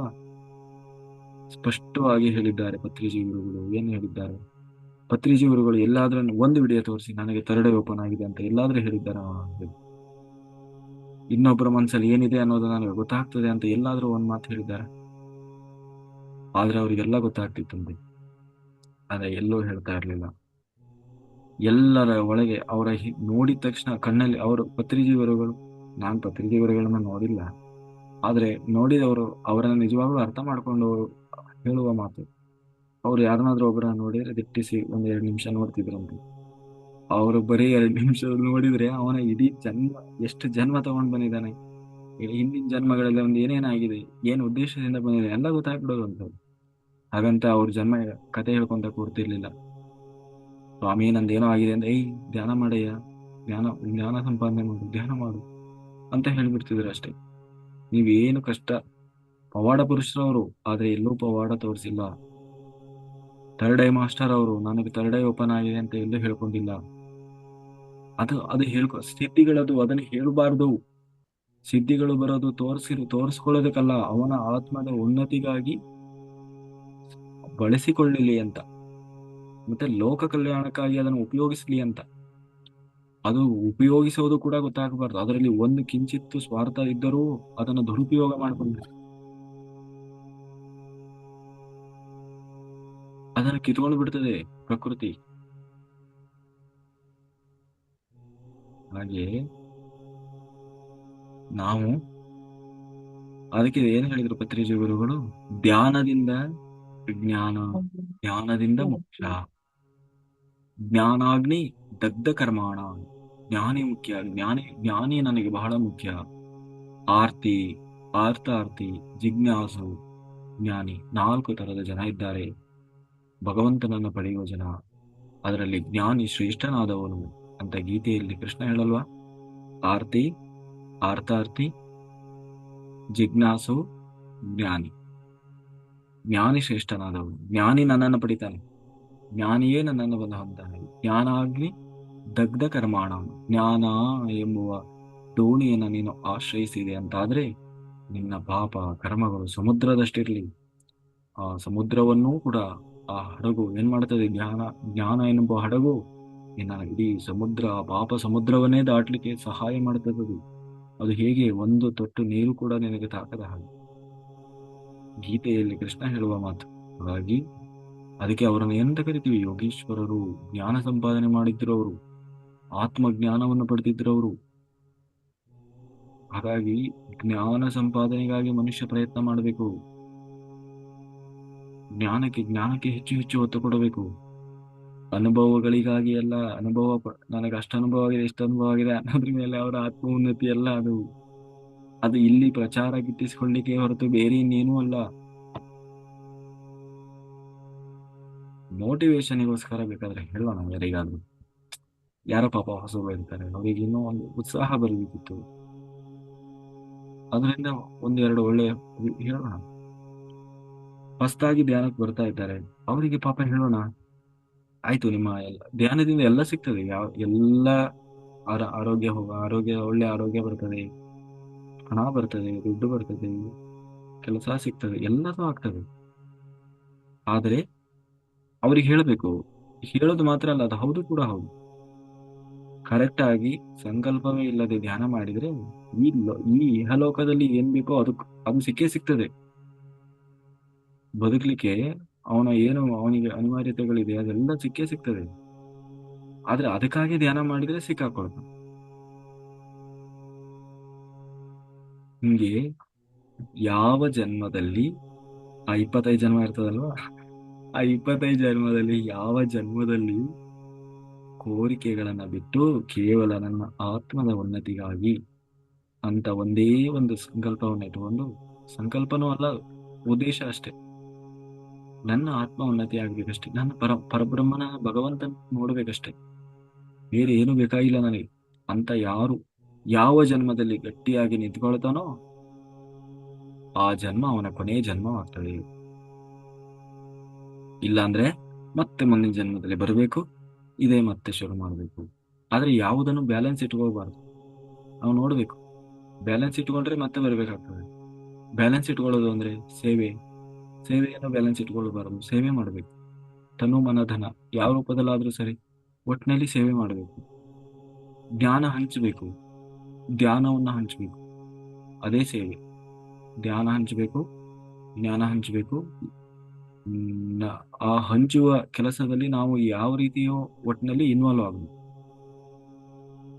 ತನು ಮನ ಧನದಿಂದ ಯಾರೋ ಏನೋ ಕೆಲಸ ಮಾಡ್ತಾ ಇದ್ದಾರೆ, ಅಲ್ಲಿ ನಮಗ್ ಹೋಗಕ್ಕಾಗಲ್ಲ, ಪ್ರಚಾರ ಮಾಡೋದು, ಸ್ಟೇಟಸ್ ಹಾಕೋದು, ಎಲ್ಲ ಕಡೆ ಶೇರ್ ಮಾಡೋದು, ಫೋನ್ ಮಾಡಿ ಹೇಳೋದು ಹೀಗೊಂದು ಕಾರ್ಯಕ್ರಮ ಇದೆ ಬಂದು, ಆ ಕಾರ್ಯಕ್ರಮದಲ್ಲಿ ಅವರಿಗೂ ಪಾಲು ಬಂತು. ಹೀಗೆ ಸೇವೆ ಮಾಡಬೇಕು. ಅವಕಾಶ ಸಿಕ್ಕಾಗ ಸೇವೆ, ಪ್ರಕೃತಿಯ ಸೇವೆ ಮಾಡುವ ಅವಕಾಶ ಎಲ್ಲರಿಗೂ ಸಿಗೋದಿಲ್ಲ. ಪರೀಕ್ಷೆ ಮಾಡ್ತದೆ ಒಂದ್ಸಾರಿ, ಅವಕಾಶ ಕೊಟ್ಟು ನೋಡ್ತದೆ, ಆಮೇಲೆ ಅವಕಾಶ ಬೇಕು ಅಂದ್ರೂ ಸಿಗೋಲ್ಲ, ಕಿತ್ಕೊಂಡು ನೋಡ್ತದೆ. ಅವಕಾಶ ಸಿಕ್ಕಾಗ ಯಾರು ಅದನ್ನು ಸಂಪೂರ್ಣ ಉಪಯೋಗಿಸಿಕೊಂಡ ಅವನು ಉದ್ಧಾರ ಆದ.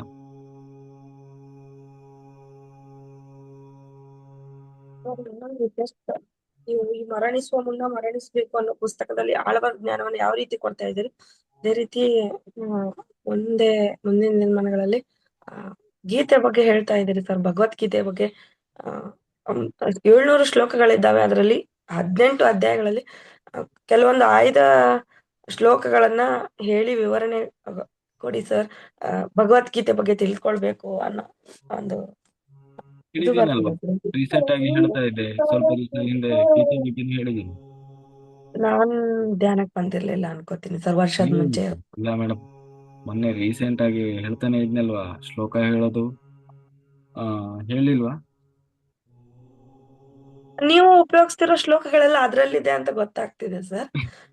ಅಲ್ಲೆಲ್ಲ ಅದರಲ್ಲಿ ಕೆಲವೊಂದು ಸಂದರ್ಭಕ್ಕೆ ತಕ್ಕ ಹಾಗೆ ಕೆಲವು ಎಷ್ಟೋ ಶ್ಲೋಕಗಳನ್ನ ನಾನು ಹೇಳಿ ಕ್ಲಾಸ್ ಮಾಡಿದ್ದೀನಿ. ಒಂದೇ ಶ್ಲೋಕ ಹಿಡ್ಕೊಂಡು ಇಲ್ಲಿ ಕ್ಲಾಸ್ ಮಾಡಿದೀನಿ. ಒಂದೊಂದೇ ಶ್ಲೋಕವನ್ನ ಆಧರಿಸಿ ಒಂದೊಂದು ಕ್ಲಾಸ್ಗಳನ್ನೇ ಮಾಡಿದ್ದೀನಿ. 700 ಶ್ಲೋಕ ಅವಶ್ಯಕತೆ ಇಲ್ಲ. ಯಾಕೆ ಅಂದ್ರೆ ಅದು ಸಂಪೂರ್ಣ ಯಾಕೆಂದ್ರೆ ಸಂಪೂರ್ಣ ಆತ್ಮಜ್ಞಾನವನ್ನ ಬೋಧನೆ ಮಾಡ್ತಾ ಇದೆ. ಅದರಲ್ಲಿ ಎಲ್ಲ ಮಿಕ್ಸ್ ಇದೆ, ಕರ್ಮಯೋಗ ಇದೆ, ಎಲ್ಲದೂ ಎಲ್ಲರಿಗೂ ಬೇಕಾಗಿಲ್ಲ. ಅದರಲ್ಲಿ ನಮಗೆ ಯಾವ್ದು ಬೇಕೋ ಅದನ್ನು ಮಾತ್ರ ತಗೋಬೇಕು. ಭಗವದ್ಗೀತೆಯ ವಿಶೇಷತೆನೇ ಅದು.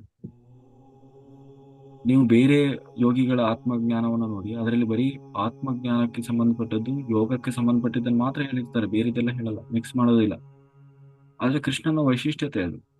ಯಾಕೆಂದ್ರೆ ಎಲ್ಲಾ ತರದ ಜನರು ಇರ್ತಾರೆ, ಯಾರಿಗೆ ಹೆಂಗ್ ಬೇಕೋ ಅದನ್ನ ತಗೊಳ್ಳಿ ಅಂತ, ಎಲ್ಲವನ್ನ ತಗೋಬೇಕು ಅಂತ ಇಲ್ಲ. ಅದರಲ್ಲಿ ಭಕ್ತಿ ಯೋಗದ ಬಗ್ಗೆನೂ ಹೇಳಿದ್ದಾರೆ, ಕರ್ಮಯೋಗದ ಬಗ್ಗೆನೂ ಹೇಳಿದ್ದಾರೆ, ಜ್ಞಾನ ಯೋಗದ ಬಗ್ಗೆ ಹೇಳಿದ್ದಾರೆ, ಲಾಸ್ಟಿಗೆ ಧ್ಯಾನದ ಬಗ್ಗೆನೂ ಹೇಳಿದ್ದಾರೆ ಅಲ್ವಾ? ಭಗವದ್ಗೀತೆಗಿಂತ ಉತ್ತರ ಗೀತೆ ಬಹಳ ಅದ್ಭುತ ಇದೆ. ಉತ್ತರ ಗೀತೆಯಲ್ಲಿ ಸಂಪೂರ್ಣವಾಗಿ ಆತ್ಮಜ್ಞಾನಕ್ಕೆ ಒತ್ತು ಕೊಟ್ಟಿದ್ದಾನೆ ಭಗವಂತ. ಯಾಕೆಂದ್ರೆ ಅರ್ಜುನನ ಪ್ರಶ್ನೆ ಆಗಿತ್ತು. ಇಲ್ಲಿ ಅರ್ಜುನ ಕಸಿಬಿಸಿ ಆಗಿದ್ದ, ಅವನಿಗೆ ಏನು ಗೊತ್ತಿಲ್ಲ, ಅಜ್ಞಾನದಲ್ಲಿದ್ದವನಿಗೆ ಅವನನ್ನು ಅರ್ಥ ಮಾಡಿಸ್ಬೇಕಾಯ್ತು. ಅವನು ಗ್ರಾಸ್ ರೂಟ್, ಆ ಬುಡ ಕೆಳ ಸ್ಥಾಯಿಯಿಂದ ಅವನನ್ನು ಅರ್ಥ ಮಾಡಿಸ್ಕೊಂಡು ಬರ್ಬೇಕಿತ್ತು. ನೀನು ದೇಹ ಅಲ್ಲ, ಆತ್ಮ, ಎಲ್ಲರೂ ಆತ್ಮರು, ಆತ್ಮಕ್ಕೆ ಸಾವಿಲ್ಲ, ಆತ್ಮಕ್ಕೆ ಹುಟ್ಟಿಲ್ಲ, ಈ ತರ ಪ್ರತಿಯೊಂದನ್ನು ಬೇಸಿಕ್ ಇಂದ ಹೇಳ್ಕೊಂಡು ಬರ್ಬೇಕಿತ್ತು ಅವನಿಗೆ. ಅದು ಭಗವದ್ಗೀತೆಯಲ್ಲಿ ಅಲ್ವಾ? ಆ ಉತ್ತರ ಗೀತೆಯಲ್ಲಿ ಇಷ್ಟೆಲ್ಲ ಜ್ಞಾನ, ಭಗವದ್ಗೀತೆಯ ಜ್ಞಾನವನ್ನು ಪಡೆದ ಅರ್ಜುನ ಲಾಸ್ಟಿಗೆ ಅದರಲ್ಲಿ ಕೃಷ್ಣನಿಗೆ ಪ್ರಶ್ನೆ ಮಾಡ್ತಾನೆ, ಏನನ್ನ ತಿಳ್ಕೊಂಡ್ರೆ ಮತ್ತೆ ತಿಳ್ಕೊಳ್ಳೋದು ಇಲ್ಲವೋ, ಏನನ್ನ ಹೊಂದಿದರೆ ಮತ್ತೆ ನಾವು ಹೊಂದಬೇಕಾದದ್ದು ಇಲ್ಲವೋ, ಏನನ್ನು ಮಾಡಿದರೆ ಮತ್ತೆ ಮಾಡಬೇಕು ಅನ್ನುವಂಥದ್ದು ಯಾವುದು ಇಲ್ಲವೋ ಅದನ್ನ ನನಗೆ ತಿಳಿಸು. ಅಥವಾ ಒಬ್ಬ ಮನುಷ್ಯ ಬಂದು ಮಾಡಲೇಬೇಕಪ್ಪ ಅದನ್ನು ಮಾಡ್ಲಿಲ್ಲ ಅಂದ್ರೆ ಅವನ ಜನ್ಮ ವೇಸ್ಟ್. ಅದನ್ನ ಮಾಡಿದ್ಮೇಲೆ ಮುಗೀತವನು ಮತ್ತೆ ಮಾಡುವಂಥದ್ದು ಏನಿಲ್ಲ, ಅಂಥದ್ದು ಏನಾದ್ರು ಇದ್ರೆ ಹೇಳು ಅಂತ ಕೇಳ್ತಾನೆ. ಆಗ ಹೇಳ್ತಾನೆ ಭಗವಂತ ಪೂರ್ಣವಾಗಿ ಆತ್ಮಜ್ಞಾನವನ್ನೇ ಹೇಳ್ತಾನೆ. ಆತ್ಮಜ್ಞಾನವನ್ನೇ ಅಲ್ಲೆಲ್ಲೂ ಮಿಕ್ಸ್ ಮಾಡೋದಿಲ್ಲ ಅವ. ಇದನ್ನ ಮಾಡು ನೀನು, ಇದನ್ನ ಮಾಡಿದ್ರೆ ಮುಗೀತು, ಇದನ್ನ ಮಾಡಿದ್ಮೇಲೆ ಮತ್ತೆ ಇನ್ನೊಂದನ್ನು ಮಾಡೋದು ಏನೇ ಇಲ್ಲ. ಯಾವುದೋ ಒಂದೇ ಮಾತಲ್ಲಿ ಹೇಳೋದಾದ್ರೆ ಇಡೀ ಉತ್ತರ ಗೀತೆಯಲ್ಲಿ ಭಗವಂತ ಏನ್ ಹೇಳ್ತಾ ಇದ್ದಾನೆ, ಆತ್ಮವನ್ನು ಆಶ್ರಯಿಸು. ಆ ಆತ್ಮವೇ ಪರಬ್ರಹ್ಮ. ಆ ಪರಬ್ರಹ್ಮನನ್ನ ನೀನು ಆಶ್ರಯಿಸಿ ಆ ಆತ್ಮದ ಆರಾಧನೆಯನ್ನು ಮಾಡು. ಅದನ್ನು ಮಾಡಿದೆ ಅಂತಾದ್ರೆ ಅದನ್ನು ಬಿಟ್ಟು ನೀನು ಇನ್ನೂ ಏನೋ ಮಾಡ್ಬೇಕಾದದ್ದೇನೂ ಇಲ್ಲ ಅಂತ ಅದನ್ನ ಗಟ್ಟಿ. ಉತ್ತರ ಹ್ಮ್ ಉತ್ತರ ಗೀತೆ ಪುಸ್ತಕ ಇದೆ ಸರ್ ನಿಮ್ಮ ಹತ್ರ? ಇದೆಯಲ್ಲ, ಯಾಕಿಲ್ಲ, ಅದು ಕಳಿಸ್ಕೊಡಿ ಸರ್. ಇದೆ ಉತ್ತರ ಗೀತೆ. ನೀವು ಯಾವ ರೀತಿ ಶ್ಲೋಕಗಳನ್ನು ಉಚ್ಚಾರ ಮಾಡಿ ಬಿಡಿಸಿ ಹೇಳ್ತಾ ಇದ್ದೀರಾ, ಇಲ್ಲಿ ಯಾಕಂದ್ರೆ ಹೊರಗಿನ ಜನಗಳಿಗೆ ಭಗವದ್ಗೀತೆ ಬಗ್ಗೆ ಒಂದು ಬೇಸಿಕ್ ನಾಲೆಜ್ ಇಲ್ಲ ಸರ್. ಹ್ಮ್ ಬೇಸಿಕ್ ನಾಲೆಜ್ ಇಲ್ಲ. 2 ಸಾರಿ ಇಡೀ ಭಗವದ್ಗೀತೆಯನ್ನೇ ಹೇಳಿದ್ದೇನೆ ನಾನು ನಮ್ಮ ಕ್ಲಾಸಲ್ಲೇ. ನೀವು ಪ್ರತಿ ಕ್ಲಾಸು ಶ್ಲೋಕಗಳನ್ನ ಹಾಗಲ್ಲ, ಹೇಳಿನೇ ವಿವರಿಸಿ ಹೇಳ್ತೀರಿ ಸರ್. 18 ಅಧ್ಯಾಯವನ್ನು ಶ್ಲೋಕ ಬೈ ಶ್ಲೋಕ ಹೇಳಿದ್ದೇನೆ 2 ಸಾರಿ. ಮಾಡ್ಕೊಂಡು ಹೋಗ್ಬೋದು, ಯೋಗ ನಿದ್ರೆಗೆ ಹೋಗಿರ್ಬೋದು. ಶ್ಲೋಕಗಳನ್ನ ವಿವರಿಸಿ ನೀವು ಅದನ್ನ ಬರ್ಸ್ಕೊಂಡು ವಿವರಣೆ ಬರ್ಕೋಬೇಕು ಅನ್ನೋದು ನನ್ನ ಇದು ಸರ್. ನೀವು ಬೇರೆದವ್ರಿಗೆ ಹೇಳ್ಬೇಕಾದ್ರೆ ನಾವು ಶ್ಲೋಕಗಳನ್ನ ಹೇಳಿ ವಿವರಿಸಿ ಹೇಳೋದ್ರಿಂದ ಏನಿದೆ ಭಗವದ್ಗೀತೆಯಲ್ಲ ಅದು ಯಾರು ಓದಕ್ಕೆ ಹೋಗೋದಿಲ್ಲ ಸರ್. 700 ಶ್ಲೋಕಗಳಿದ್ದಾವೆ, ಹೆಂಗೆ ನಮ್ಗೆ ಅರ್ಥ ಆಗ್ತದ್ರಿ ಅಂತ ಕೇಳ್ತಾರ ಅವ್ರು. ನಾವು ಕಾಶಿ ಮುಗಿಸ್ಕೊಂಡ್ ಬಂದು ಶುರು ಮಾಡೋಣ. ಓಕೆ, ಅರುಣ ಮಾಸ್ಟರ್ ಮಾತಾಡಿ. ಟೈಮ್ ಆಯ್ತಾ ಸರ್? ನಮಸ್ಕಾರ. ಹೇಳಿ. ಏನಿಲ್ಲ ಸರ್, ಇದು ಹೊಸದಾಗಿ ಧ್ಯಾನದ ಬಗ್ಗೆ ಹೇಳೋರ್ಗೆ ಏಕದಮ್ ಆತ್ಮಜ್ಞಾನದ ಬಗ್ಗೆ ಹೇಳೋಕ್ ಹೋದ್ರೆ ಅವ್ರಿಗ ಅರ್ಥ ಆಗಲ್ಲ, ಅಕ್ಸೆಪ್ಟ್ ಮಾಡೋಲ್ಲ, ಅರ್ಥನೂ ಆಗಲ್ಲ. ಹಂಗಾಗತ್ತೆ. ಅದಕ್ಕೆ ಸ್ವಲ್ಪ ಈಗ ಶಾಲೆಗೆ ಹೋಗದೆ ಇರೋ ಮಕ್ಳಿಗೆ ಚಾಕ್ಲೇಟ್ ಬಿಸ್ಕೆಟ್ ತೋರಿಸಿ ಹೇಳ್ತಾರಲ್ವಾ, ಹೇಳಿದ್ದು ಹಾಗೆ ಹೇಳೋದೆ. ಅದೇ ಅವಾಗ ಹಂಗ ಹೇಳಿ ಕರ್ಕೊಂಬಂದ್ರೆ ಇಲ್ಲಿ ನೀವು ದಿನ ಅಂದ್ರೆ ಅಲ್ಲಿ ಬಂದಾಗ ಸ್ವಲ್ಪ ದಿನ ಅದ್ರಲ್ಲಿ ಇರ್ತಾರೆ, ಸ್ವಲ್ಪನೇ ದಿನ ಇರ್ತಾರೆ. ಈ ಕ್ಲಾಸಿಗೆ ಬಂದ್ಮೇಲೆ ನೀವು ದಿನ ಆತ್ಮಜ್ಞಾನ ಬೋಧನೆ ಮಾಡ್ತಿರ್ತೀರಲ್ವಾ, ಅವಾಗ ಅವ್ರಿಗೆ ಆ ಕಡೆ ಕನ್ವರ್ಟ್ ಆಗ್ತಾರೆ ಅಂತ. ಸ್ವಲ್ಪ ಸ್ಟಾರ್ಟಿಂಗ್ ಅಲ್ಲಿ ಹಂಗೆ ಕರ್ಕೊಂಡ್ ಬರೋದೇನ್ ತೊಂದ್ರೆ ಅಂದ್ರೆ ಈಸಿ ಆಗುತ್ತೆ. ಬಂದ್ಮೇಲೆ ನೀವಿದಿರಲ್ಲ, ನೀವ್ ದಿನ ಆತ್ಮಜ್ಞಾನನೇ ಹೇಳ್ತಾ ಇರ್ತೀರಾ.